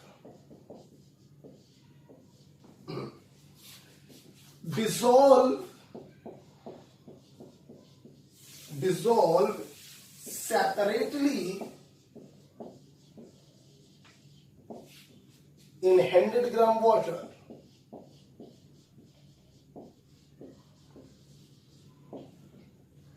and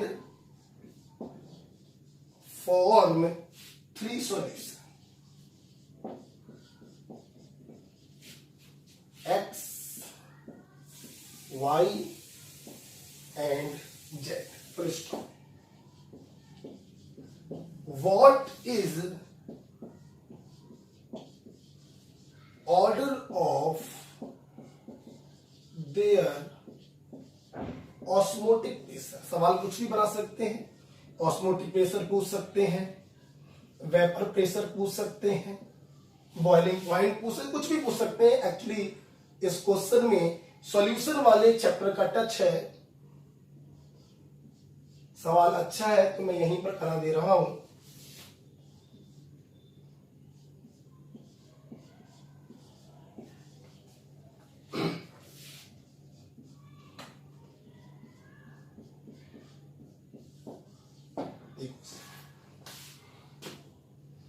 ओके, अब नजर सामने रखो और देखो। देखो क्या है, दो बातें। सॉल्युबिलिटी, यहां से क्या कॉन्सेप्ट क्लियर होना चाहिए कि अगर आपके पास 100 ग्राम वाटर है तो उसमें उस सॉल्यूट का मैक्सिमम 4 ग्राम घोला जा सकता है। 2 ग्राम घोलो घुल जाएगा, 3 ग्राम घोलो घुल जाएगा, 4 ग्राम घोलो घुल जाएगा, लेकिन 5 ग्राम घोलोगे तो 4 ही ग्राम घुलेगा। जो 1 ग्राम बच गया वो तली में जाकर बैठ जाएगा। ये मतलब है इस पॉइंट का। 4 ग्राम सॉल्युबिलिटी है पर 100 ग्राम वाटर, मतलब 100 ग्राम पानी में अधिकतम 4 ग्राम सॉल्यूट को घोला जा सकता है। ठीक, आप जो सुनना, मैं इसको रब कर रहा हूं। और इस सवाल को अब मैं सिंबलाइज करने जा रहा हूं, ऑप्शन आपके सामने, ठीक है? सुनना बेटा, इधर देखो, इधर देखो। एक बार आपने 2 ग्राम डिसॉल्व किया है 100 ग्राम वाटर में, सॉल्यूशन क्या बनाया है आपने? एक्स। बोलो बेटा। एक बार आपने क्या किया, 4 ग्राम डिसॉल्व किया है 100 ग्राम वाटर में, ये भी डिसॉल्व हो जाएगा पूरा। और एक बार आपने क्या किया, 6 ग्राम डिसॉल्व किया 100 ग्राम वाटर में और एक सॉल्यूशन बनाया जेड। अब सुनो, ये 2 ग्राम पूरा का पूरा डिसॉल्व हो जाएगा, ये 2 ग्राम पूरा का पूरा क्या हो जाएगा? डिसॉल्व हो जाएगा। 2 ग्राम गेट डिसॉल्व। ये 4 ग्राम भी पूरा का पूरा क्या हो जाएगा? डिसॉल्व हो जाएगा, क्योंकि मैक्सिमम सॉल्युबिलिटी कितनी है? 4 ग्राम पर 100 ग्राम वाटर। Gate dissolve. और जल्दी से बताओ, 6 ग्राम डिसॉल्व होगा? नहीं, 4 ही ग्राम डिसॉल्व होगा, 2 ग्राम कली में जाकर बैठ जाएगा। ओनली 4 ग्राम गेट डिसॉल्व और 2 ग्राम जो होगा वो तली में जाकर सेटल डाउन हो जाएगा। तो जल्दी से बता दो, इसकी कंसंट्रेशन और इस सॉल्यूशन की कंसंट्रेशन आपस में क्या है? बराबर है। और इसकी कंसंट्रेशन जो होगी इन दोनों सॉल्यूशनों से कम होगी। तो क्या मैं ये नहीं लिख सकता? अगर कंसंट्रेशन के पॉइंट ऑफ व्यू से देखें, कंसंट्रेशन मींस मोलैरिटी के पॉइंट ऑफ व्यू से देखें, तो X की कंसंट्रेशन सबसे कम होगी, लेकिन Y और Z की कंसंट्रेशन क्या होगी? बराबर होगी। बोलो बेटा, आपने सॉल्यूशन वाले चैप्टर में हमसे पढ़ा होगा पाई बराबर CST, पढ़ा है बेटा? पाई होता है osmotic pressure directly proportional to concentration. तो जल्दी से बताओ, ऑस्मोटिक प्रेशर का ऑर्डर क्या बनेगा? जिसकी कंसंट्रेशन सबसे कम उसका ऑस्मोटिक प्रेशर सबसे कम, और जिसकी कंसंट्रेशन ज्यादा उसका ऑस्मोटिक प्रेशर भी ज्यादा। This is your answer. कौन सा आंसर सही है? शायद बी वाला ऑप्शन सही है। ओके, तो ये क्वेश्चन मैंने यहां पे क्यों कराया? एक सॉल्युबिलिटी शब्द आया था, अब आयनिक इक्विलिब्रियम जब आएगा तब आएगा। अभी फिलहाल समझ में आया है आपको कि सॉल्युबिलिटी दिया गया था 4 ग्राम पर 100 gram of water. It means 100 ग्राम पानी में अधिकतम 4 ग्राम उस सॉल्यूट को घोला जा सकता है। 4 ग्राम से ज्यादा डालोगे घुलेगा 4 ग्राम, बचा हुआ तली में जाकर प्रेसिपिटेट हो जाएगा। तो इसकी कंसंट्रेशन सबसे कम है, इन दोनों की कंसंट्रेशन आपस में बराबर है और इस वाले से ज्यादा है। तो this is the order of concentration, so this is the order of osmotic pressure. Okay, तो इस प्रकार से हम लोगों ने सब्लिमेशन खत्म किया, हम लोगों ने क्रिस्टलाइजेशन भी खत्म किया और ये सवाल भी किया। राइट, रफ करने जा रहे हैं। वापस से बुकलेट पर आ जाइए। सब्लिमेशन हो गया, क्रिस्टलाइजेशन हो गया। जो जितनी तेजी से बोलो, हमें देखो, जो जितनी तेजी से गर्म करने पर डिसॉल्व होगा वो उतनी तेजी से ठंडा करने पर क्रिस्टल के रूप में अलग होगा। राइट, सॉल्युबिलिटी का मतलब आपने इस क्वेश्चन से देखा कि पर्टिकुलर सॉल्वेंट में मैक्सिमम अमाउंट जो डिसॉल्व किया जा सकता है is called its solubility. Okay, detail discussion solubility का आयनिक इक्विलिब्रियम में किया जाएगा। ओके, तो सब्लिमेशन हो गया, क्रिस्टलाइजेशन हो गया। तीसरा तरीका हमारे पास है बेटा डिस्टिलेशन। डिस्टिलेशन ये तीसरा तरीका है ऑर्गेनिक कंपाउंड को प्यूरिफाई करने का। सबसे पहली बात आपको बताना चाहूंगा कि डिस्टिलेशन का मतलब होता है फर्स्ट वेपोराइजेशन, देन कंडेंसेशन। बेटा वेपोराइजेशन का मतलब होता है लिक्विड को गर्म करके वेपर में बदलना, और कंडेंसेशन का मतलब होता है ये जो वेपर बनी है इसको ठंडा करके वापस से लिक्विड में बदलना। तो डिस्टिलेशन में हम लोग पहले लिक्विड को गर्म करके वेपोराइज करते हैं और फिर उस वेपर को ठंडा करके हम उसको लिक्विफाई करते हैं। तो this two step process that is vaporisation then condensation is called distillation. जैसा कि आप देख रहे हैं कि यहां पे वेपोराइजेशन होता है, वेपोराइजेशन लिक्विड के लिए होता है, yes. So distillation is only for liquid organic compound, only for liquid organic compound. याद कर लो, सब्लिमेशन सॉलिड के लिए था, क्रिस्टलाइजेशन सॉलिड के लिए था, लेकिन डिस्टिलेशन किसके लिए है? लिक्विड के लिए। सबसे पहला काम बुकलेट में देखो, जहां पर डिस्टिलेशन लिखा है उसी के आगे एक लाइन खाली पड़ी है, उसी खाली लाइन में आपको ये लिखना है वेपोराइजेशन देन कंडेंसेशन, और उसी लाइन में आगे लिख दो only for liquid organic compound.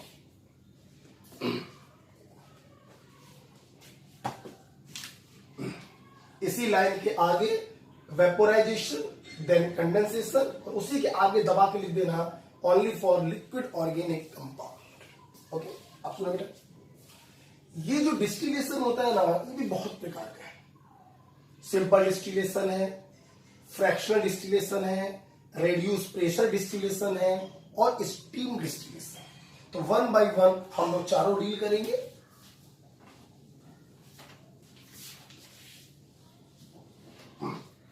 पहला है बेटा सिंपल डिस्टिलेशन।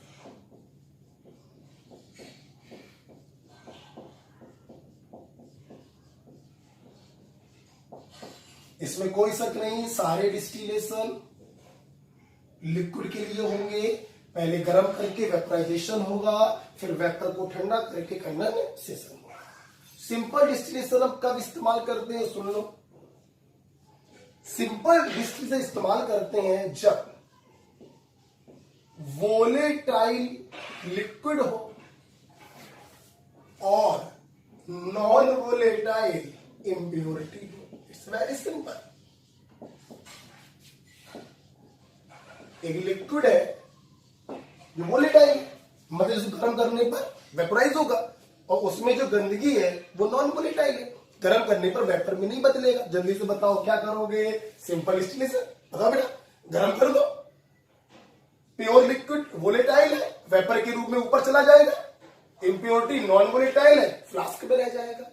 इस वेपर को कंडेंस करवा लेंगे, प्योर लिक्विड अलग है, impurity. This is simple distillation. और इसका इस्तेमाल कब कर सकते हैं?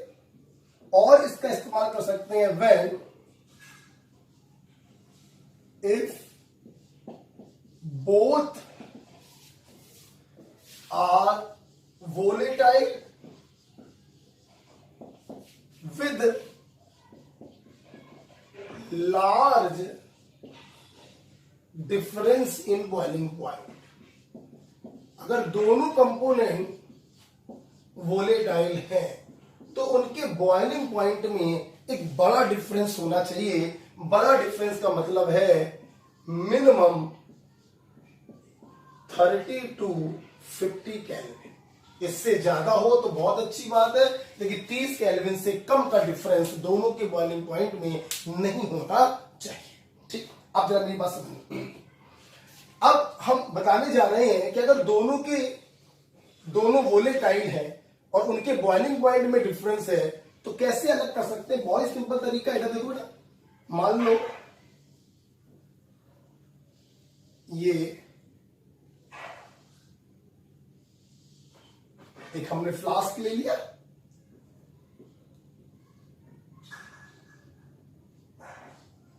ठीक है, फ्लास्क ले लिया, और इसमें मान लो एक कंपाउंड ए पड़ा है, एक कंपाउंड बी पड़ा है। बताओ बेटा, ए का मान लो बॉइलिंग पॉइंट है 100 डिग्री सेल्सियस बी का मान लो बॉइलिंग पॉइंट है 140 डिग्री सेल्सियस। ठीक, आपने क्या किया, इस फ्लास्क को गर्म किया। गर्म करोगे, जिसका बॉइलिंग पॉइंट कम है, तो जैसे ही आप 100 डिग्री सेल्सियस पर पहुंचोगे, ए क्या हो जाएगा, वेपराइज हो जाएगा। और ए जब वेपराइज होगा, आपको यहां पर ए की वेपर मिल जाएंगी, आप इस ए को कंडेंस कर देंगे, आपको यहां से प्योर ए मिल जाएगा। बताओ बेटा। और जब आप गर्म करते करते 140 पर पहुंचोगे, तो बी जो है वो वेपोराइज होगा, आपको यहां पर बी की वेपर मिलेंगी, आप इस बी का कंडेंसेशन कर देंगे, तो आपको प्योर बी प्राप्त हो जाएगी। तो सिंपल डिस्टिलेशन में ज्यादा टेंशन नहीं लेना होता। क्यों नहीं टेंशन लेना होता है? क्योंकि दोनों के बॉइलिंग पॉइंट में अच्छा खासा डिफरेंस होता है, काफी अच्छा डिफरेंस है। जिसका बॉइलिंग पॉइंट कम है, उसका वेपराइजेशन पहले होगा, कंडेंस किया, प्योर ए अलग। जिसका बॉइलिंग पॉइंट ज्यादा है, उसका वेपराइजेशन बाद में होगा, कंडेंस किया, प्योर बी क्या हो गया, अलग हो गया। This is called simple distillation. Example देखो इसके एनसीईआरटी में क्या लिखे, इसका एग्जाम्पल का लर्निंग ट्रिक है ABC। बेटा बोलो क्या ट्रिक है, ABC मीन्स एनिलीन में बेंजीन मिला, दोनों को सेपरेट कर सकते हो, सिंपल डिस्टिलेशन। बेंजीन और क्लोरोफॉर्म का मिक्सचर हो, दोनों को अलग कर सकते हो, सिंपल डिस्टिलेशन। एनिलीन या क्लोरोफॉर्म का मिक्सचर हो, इसको भी सेपरेट कर सकते हो भाई, सिंपल डिस्टिलेशन। ओके, तो चलो भाई हम लोग पढ़ते हैं, जरा कॉपी पे देखो सब लोग। डिस्टिलेशन के नीचे जो दो बिंदियां लगी हुई हैं, वो एक्चुअली में दोनों बिंदियां सिंपल डिस्टिलेशन की हैं। तो आप चाहें तो दोनों बिंदियों को ऐसे करके किनारे लिख दीजिए, सिंपल डिस्टिलेशन करिए। डिस्टिलेशन के नीचे दो बिंदियां लगी हैं, वो दो बिंदियां एक्चुअली में किसकी हैं, सिंपल डिस्टिलेशन की। ओके, पढ़िए। यूज टू सेपरेट, पहला volatile liquid from non volatile impurity, समझ में आ गया होगा। हमें देख के बताओ, गर्म करने पे कौन उड़ जाएगा, वोलेटाइल, कौन नहीं उड़ेगा, नॉन वोलेटाइल। प्योर लिक्विड अलग, इम्प्योरिटी अलग। दूसरा, two liquid having sufficient difference in their boiling point. आपकी कॉपी में मिनिमम 30 केल्विन लिखा है, आप उसी में डैश लगाकर 50 केल्विन, 30 to 50 केल्विन का डिफरेंस होना चाहिए। इससे ज्यादा डिफरेंस है और अच्छा। एग्जाम्पल अभी कॉपी में लिखा है, क्लोरोफॉर्म प्लस एनिलीन ये लिखा है, बेंजीन प्लस एनिलीन ये लिखा है। हम चाहेंगे आप एक ट्रिक लिख लो ऐसे, ठीक है, बस ये ट्रिक लिख लो। यूज टू सेपरेट के नीचे देखो खाली जगह पड़ी हुई है, उसमें ऐसे लिख लो, बस लिख लिया, देख के बोलो। इस ट्रिक का मतलब क्या, बोलो। एनिलीन प्लस बेंजीन का मिक्सचर सिंपल डिस्टिलेशन से सेपरेट होगा, बेंजीन और क्लोरोफॉर्म का मिक्सचर सिंपल डिस्टिलेशन से सेपरेट होगा, एनिलीन और क्लोरोफॉर्म का मिक्सचर भी सिंपल डिस्टिलेशन से सेपरेट होगा। आप चाहो तो एक एग्जांपल और लिख सकते हो, ether plus toluene mixture, ether plus toluene mixture also separated by simple distillation. Okay, simple distillation हो गया। लास्ट पॉइंट जो मैंने वहां पे समझाया वही लिखा है, देखिए पढ़िए। On boiling the mixture, vapour of low boiling component are form first, while of higher boiling component form later. बताओ बेटा, समझ में आया? जिसका बॉइलिंग पॉइंट कम होगा, उसकी वेपर पहले बनेगी। पहला फ्रैक्शन किसका मिलेगा, जिसका बॉइलिंग पॉइंट कम होगा। बाद में फ्रैक्शन, बाद में वेपर किसकी मिलेंगी, जिसका बॉइलिंग पॉइंट ज्यादा। नॉर्मल सी बात है ना, किसी को गर्म करोगे तो पहले 100 डिग्री आएगा कि 140, 100 आएगा ना। तो इसका मतलब पहले वेपराइज कौन होगा, जिसका बॉइलिंग पॉइंट कम। पहले फ्रैक्शन किसका मिलेगा, जिसका बॉइलिंग पॉइंट कम। बाद में वेपराइज कौन होगा, जिसका बॉइलिंग पॉइंट ज्यादा। सेकेंड फ्रैक्शन किसका मिलेगा, जिसका बॉइलिंग पॉइंट ज्यादा। अलग अलग। ओके, अब हम लोग आ रहे हैं सिंपल डिस्टिलेशन के बाद। इस ग्राफ को, इस चित्र को बनाने की कोई जरूरत नहीं है, कोई जरूरत नहीं है, जगह भी नहीं है। जो जगह है वो एक दूसरे फिगर के लिए है। ए बी सी ट्रिक बताई मैंने सिंपल डिस्टिलेशन की, aniline benzene mixture, benzene chloroform mixture, aniline chloroform mixture, और एक चौथा एग्जांपल बताया ईथर और टॉलुइन मिक्सचर। अब हम लोग जा रहे हैं दूसरा डिस्टिलेशन पढ़ने, फ्रैक्शनल डिस्टिलेशन। ध्यान से देखो, सामने जो लिखवाना होगा मैं लिखवाऊंगा, अभी सामने देखो।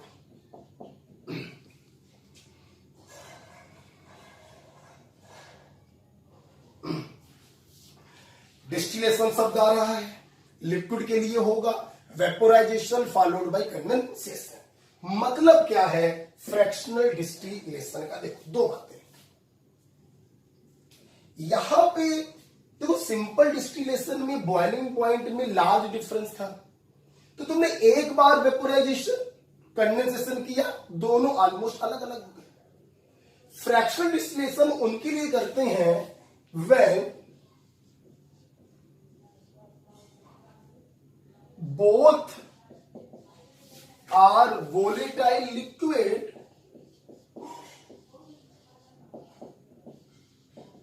and their boiling point are close.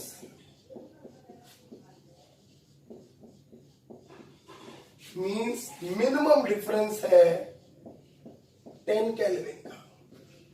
ओहो ओहो, बॉइलिंग पॉइंट बहुत पास पास आ गए हुजूर, इतने पास पास आ गए कि एक बार अगर गर्म करोगे, सिंपल डिस्टिलेशन करोगे, तो ए का वेपर भी बनेगा और बी का वेपर भी बनेगा।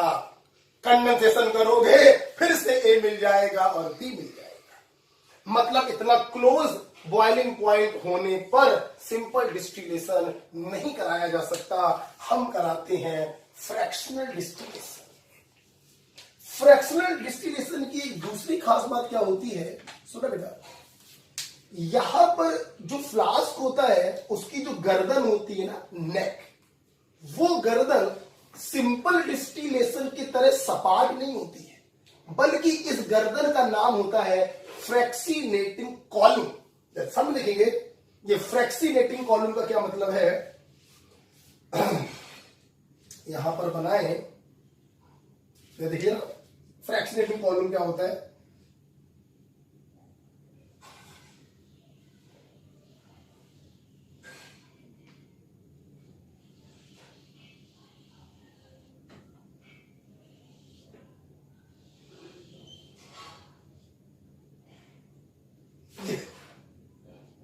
अभी सिंपल डिस्टिलेशन में आपने देखा था जो गर्दन था ना वो बिल्कुल फ्लैट था, और फ्रैक्शनल डिस्टिलेशन में आप देख रहे हैं कि इसकी जो नेक है ना वो आड़ी तिरछी है, और इसी को हम कहते हैं फ्रैक्सिनेटेड कॉलम। इस आड़ी तिरछी टेढ़ी मेढ़ी गर्दन का काम क्या है ये हमें समझना है। सामने देखो, एक एग्जांपल दे रहे हैं, उस एग्जांपल जरा समझिएगा, सुनिएगा। इसमें एक ए पड़ा है, एक बी पड़ा है।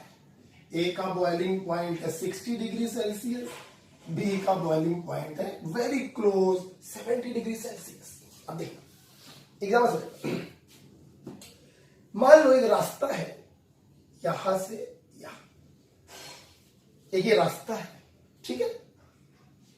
एक 5-15 साल का जवान लड़का और एक 75 साल का बुजुर्ग व्यक्ति। हमने कहा भाई यहां से यहां चले जाओ। जवान लड़का दौड़ते हुए भलाभन पहुंच गया विद इन मिनट। बुजुर्ग आदमी भी ठीक है, थोड़ा देर में पहुंचा लेकिन चल फिर कर पहुंच गया। मानता हूं मैं ये पहुंच गया होगा 1 मिनट में, और इनको लग गए होंगे लगभग 30 मिनट। क्यों ऐसा हुआ? क्योंकि this is highly energetic, less energetic, फटाफट पहुंच गया, थोड़ा देर से पहुंच गया कुल मिला के। लेकिन सोचो यहीं से यहां पर जाना होता, लेकिन रास्ता ये होता ये। और अब हम कहते हैं कि भैया चलो तुम जाओ और तुम जाओ। उम्मीद करते हैं सभी लोग समझ गए होंगे। रास्ता आड़ा तिरछा होने से इसकी तुलना में यहां पर दूरी 10 गुना बढ़ गई। दूरी बढ़ गई तो जो हाईली एनर्जेटिक लड़का था वो तो यहां पर पहुंच जाएगा, लेकिन ये जो बुजुर्ग आदमी था वो चलते चलते चलते चलते बीच किसी रास्ते में थक कर वहीं पर बैठ जाएगा। क्या ये यहां पहुंचेगा? नहीं। यही काम होता है इस फ्रैक्सिनेटिंग कॉलम का।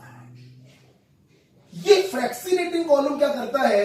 दूरी को इतना ज्यादा कर देता है, सरफेस एरिया को इतना ज्यादा कर देता है कि जिसका बॉइलिंग पॉइंट कम है, मतलब जिसकी वेपर हाईली एनर्जेटिक है, वो तो एक बार को इस दूरी को क्रॉस करके ऊपर पहुंच जाता है, लेकिन जिसका बॉइलिंग पॉइंट ज्यादा है बेचारा चलते चलते चलते चलते चलते चलते थक जाता है और थक के वापस लिक्विफाई होकर बर्तन में आ जाता है। यहां पर थकने का मतलब बैठने का नहीं है, थकने का मतलब है कि लिक्विफाई होगा और वापस आ जाए। ठीक है, ऐसा नहीं है कि ये पूरा का पूरा भी थक कर नीचे आ जाता है, थोड़ा बहुत भी पहुंचता है ऊपर, लेकिन इसकी जो मात्रा होती है वो बहुत कम। बावड़ा क्लियर हो रहा है? तो ये वेपर किसका है? ए का है, जिसका बॉइलिंग पॉइंट क्या होगा? कब? वेपर की एनर्जी क्या है? ज्यादा, दौड़ते हुए पार कर गया। ये जो इक्का दुक्का मॉलिक्यूल आपको मिल गए, ये किसके हैं? बी के, जिसका बॉइलिंग पॉइंट क्या है? ज्यादा, एनर्जी क्या है? कब? मोस्ट ऑफ द मॉलिक्यूल थक कर वापस आ जाएंगे, लेकिन थोड़े बहुत मॉलिक्यूल पहुंच जाते हैं ऊपर। और हम लोग क्या करेंगे? इस मिक्सचर को हम लोग कंडेंस करेंगे,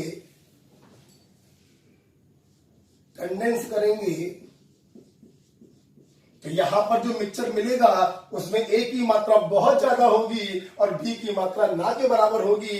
फिर से इसका करेंगे फ्रैक्शनल डिस्टिलेशन, 1-2 बार करेंगे और हमें प्योर ए मिल जाएगा। Right dear? तो कंडेंस किया, देन अगेन फ्रैक्शनल डिस्टिलेशन किया, and finally we get pure A। ओके बेटा, तो क्या आपको ये बात समझ में आई कि फ्रैक्शनेटिंग कॉलम का काम क्या होता है? बताओ। फ्रैक्शनेटिंग कॉलम दूरी को बहुत बढ़ा देता है, सरफेस एरिया बहुत बढ़ा देता है। तो जिस कंपोनेंट का बॉइलिंग पॉइंट कम था, जिसकी वेपर की एनर्जी ज्यादा थी, वो तो खराक से पार कर जाएगा। क्योंकि जिस कंपोनेंट का बॉइलिंग पॉइंट ज्यादा होता है, जिसको ज्यादा गर्म करना पड़ता है, उसकी वेपर की एनर्जी कम होती है, चलते चलते चलते चलते थक जाता है और लिक्विफाई होकर वापस से फ्लास्क में आ जाता है। तो कहने का मतलब यह है कि फ्रैक्शनल डिस्टिलेशन में जब पहली बार डिस्टिलेशन आपने करवाया तो आपको ए का वेपर ज्यादा मिलेगा और बी का वेपर हल्का फुल्का मिलेगा। क्यों हल्का फुल्का मिलेगा?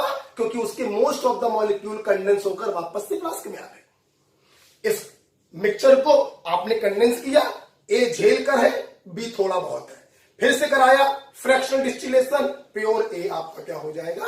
अलग हो जाएगा। This is called fractional distillation. Right? इसके 2 एग्जांपल हैं फ्रैक्शनल डिस्टिलेशन के। उम्मीद करते हैं ये आपको चीज समझ में आ गई होगी। ये मैंने क्या समझाया? बड़ा 15 साल का लड़का हाईली एनर्जेटिक और 75 साल का बुजुर्ग आदमी less energetic. Right? Highly energetic का मतलब low boiling liquid, less energetic मतलब हाई बॉइलिंग लिक्विड। अच्छा, 2 बेटा एग्जांपल इसके आपकी कॉपी पे लिखे हुए हैं कि फ्रैक्शनल डिस्टिलेशन से हम सेपरेट करते हैं मीथेनॉल और एसीटोन के मिक्सचर को हम सेपरेट करते हैं फ्रैक्शनल डिस्टिलेशन के द्वारा। और दूसरा का तरीका है crude oil. Crude oil is separated by fractional distillation. आप जानते हो बेटा क्रूड ऑयल क्या होता है? क्रूड ऑयल कच्चा तेल, जो ऑयल वेल से तेल निकाला जाता है, क्रूड ऑयल। इस क्रूड ऑयल में पेट्रोल है, इसी में मिट्टी का तेल है, इसी में डीजल है, इसी में केरोसिन ऑयल, सब कुछ इसी में। तो इस क्रूड ऑयल से ये सारे फ्रैक्शन हम अलग करते हैं with the help of fractional distillation. Right? आइए एक बार नोटबुक से पढ़ लिया जाए, फिर जो लिखना होगा हम लिखवा देंगे। नोटबुक देखो बेटा। Fractional distillation if difference in boiling point of two liquid is not high, bracket में लिखा है minimum 10 kelvin, then this method is used. In this technique, vapor of liquid mixture are passed through fractionating column. दिखाई पड़ा बेटा? तो देखो, ये आपने फ्लास्क में दोनों रखे थे, गर्म किया, दोनों की वेपर बनी और फ्रैक्सीनेटिंग कॉलम से हमने इस वेपर को पास किया बिफोर कंडेंसेशन. ठीक. Fractionating column provide large surface area so that vapour of high boiling liquid condense before the vapor of low boiling liquid. Hence, as these vapor mixture rising up in fractionating column become richer in more volatile component. More volatile का मतलब जिसका boiling point कम है, जिसकी vapour की energy ज्यादा है.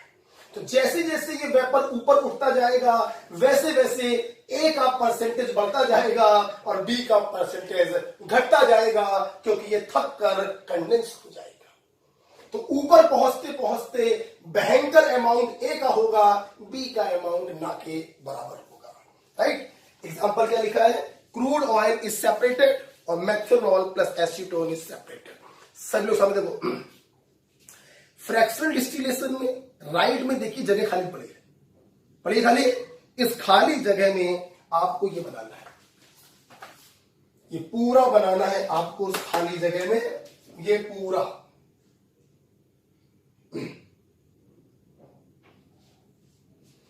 आप screenshot लेके आराम से बना लीजिएगा.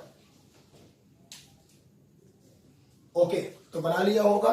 तो इस प्रकार से हम लोगों ने फ्रैक्शनल डिस्टिलेशन को पढ़ा. अब सुनो बेटा, फ्रैक्शनल डिस्टिलेशन में एक छोटा सा पॉइंट और है. तो सिंपल डिस्टिलेशन कब यूज करोगे? एक component volatile, impurity non volatile, या फिर दोनों अगर वोलेटाइल है तो बॉइलिंग पॉइंट में डिफरेंस बहुत ज्यादा होना चाहिए.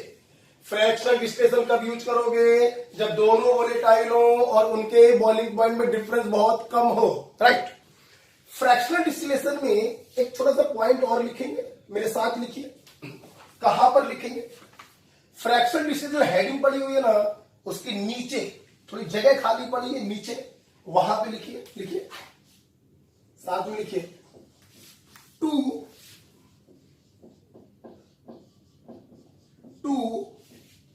miscible liquid forming,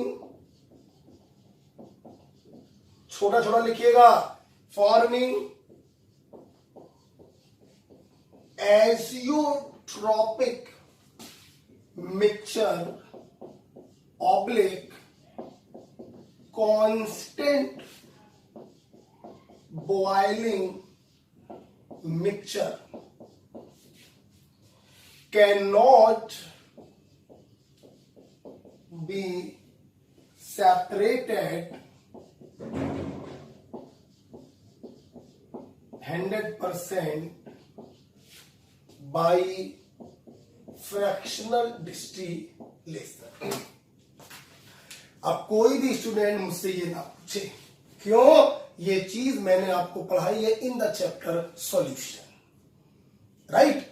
जो मिक्सचर एजियोट्रॉपिक मिक्सचर बना लेते हैं उन लोगों को 100% सेपरेट नहीं किया जा सकता बाय फ्रैक्शनल डिस्टिलेशन. एग्जाम्पल इसके सब बच्चों को मालूम है, मैं पढ़ा चुका हूं. इसके एग्जाम्पल है नॉन आइडियल सॉल्यूशन. तो याद आ गया? नॉन आइडियल सॉल्यूशन कौन होते हैं? जो राउट लॉ को फॉलो नहीं करते हैं. नॉन आइडियल सॉल्यूशन हमें एग्जांपल दे रहे हैं, जैसे एथिल अल्कोहल और वाटर का एक मिक्सचर है. आप जब इसका फ्रैक्शनल डिस्टिलेशन करेंगे ना बेटा, इसमें कोई शक नहीं, इन दोनों के बॉइलिंग पॉइंट में डिफरेंस होगा. वाटर का बॉइलिंग पॉइंट ज्यादा है, अल्कोहल का बॉइलिंग पॉइंट क्या है? कम है, क्योंकि वाटर में एक्सटेंट ऑफ हाइड्रोजन बॉन्डिंग ज्यादा है. तो जब फ्रैक्शनल डिस्टिलेशन करते हैं ना, तो ये अल्कोहल प्यूरिफाई होते होते 95.6% तक पहुंच जाता है. और वाटर की कंसंट्रेशन घटते घटते 4.4% ही रह जाता है, और इसे हम लोग कहते हैं रेक्टिफाइड स्प्रिट। याद आ गया? सॉल्यूशन में पढ़ाया था बेटा। और इस कंसंट्रेशन पर ये दोनों बना लेते हैं एजियोट्रॉपिक मिक्सचर।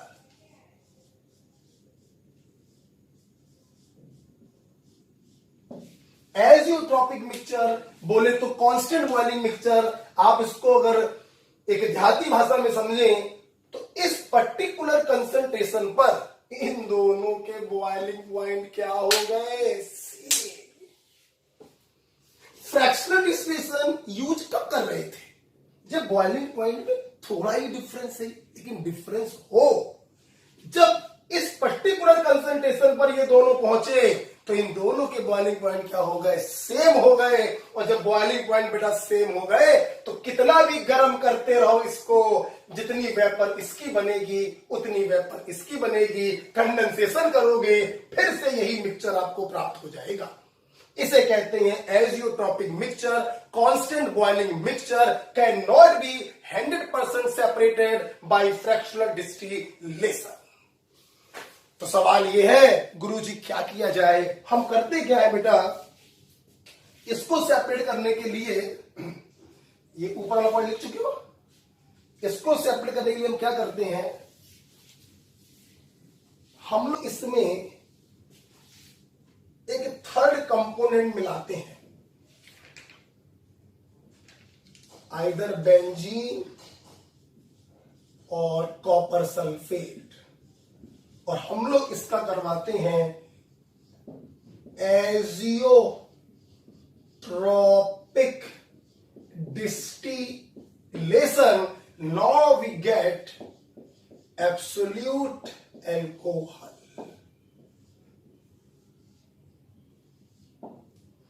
थोड़ा ज्यादा हो गया है, आपके पास जगह नहीं है तो आप थोड़ा देख लो कैसे लिखना है। ये नीचे वाली लाइन में लिखना है। आल्दो ये मेरा लिखवाने का मन नहीं था क्योंकि ये पॉइंट मैं आपको सॉल्यूशन में पढ़ा चुका हूं। फिर भी जिन बच्चों ने सॉल्यूशन नहीं पढ़ा है वो इसको वहीं पर नीचे दबाकर लिखें।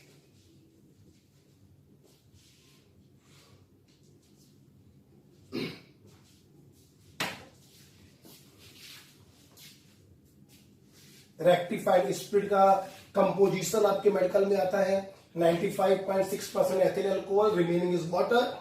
इस कंसंट्रेशन पर ये एजियोट्रॉपिक मिक्सचर बना लेते हैं। हमने सॉल्यूशन में और भी लिखवाए हैं, जैसे आपको याद होगा HCl plus water azeotropic mixture बनाता है कब? जब HCl की कंसंट्रेशन होती है 20.2%। HNO3 plus water azeotropic mixture बनाता है कब? जब HNO3 की कंसंट्रेशन होती है 68%। H2SO4 plus water azeotropic mixture बनाता है कब? जब H2SO4 की कंसंट्रेशन होती है 98%। खैर ये वाला बहुत पॉपुलर है, और आप चाहो तो एक ये वाला भी लिख लो, HCl प्लस वाटर 20.2% पर ये भी बनाता है azeotropic mixture. So this is all about the fractional distillation। अब एक बार कॉपी को बंद करो और मुझको देखो। बंद करो, कॉपी लिख लिया? लिख लिया?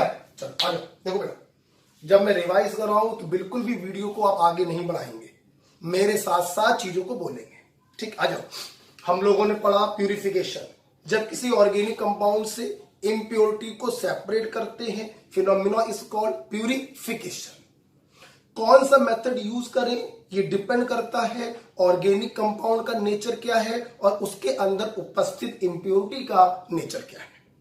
प्यूरिफाई करने के बाद सवाल ये उठा, क्या ये 100% प्योर हो चुका है? प्योरिटी को चेक करने के 3 तरीके हमारे पास है। स्पेक्ट्रोस्कोपिक मेथड है, क्रोमेटोग्राफी हमारे पास है, और मिक्स्ड मेल्टिंग पॉइंट हमारे पास है। मिक्स्ड मेल्टिंग पॉइंट समझने से पहले आपको यह समझना पड़ेगा कि इम्प्योरिटी जब आती है तो वो पैकिंग को लूज कर देती है, और जब पैकिंग लूज हो जाती है तो मेल्टिंग पॉइंट भी कम हो जाता है। मतलब इंप्योरिटी मेल्टिंग पॉइंट को घटाती है। राइट। अब जिस कंपाउंड को हमने प्यूरिफाई किया, ये रहा, हमने इसी कंपाउंड में इसके 100% प्योर ऑर्गेनिक कंपाउंड को मिलाकर एक मिक्सचर तैयार किया, और इस मिक्सचर का हमने मेल्टिंग पॉइंट देखा।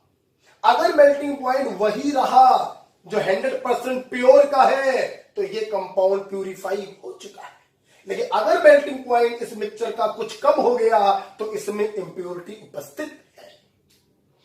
हमने सबसे पहले पढ़ा सब्लिमेशन। सब्लिमेशन का इस्तेमाल तब करते हैं जब ऑर्गेनिक सॉलिड सब्लाइम हो और इम्प्योरिटी नॉन सब्लाइम हो।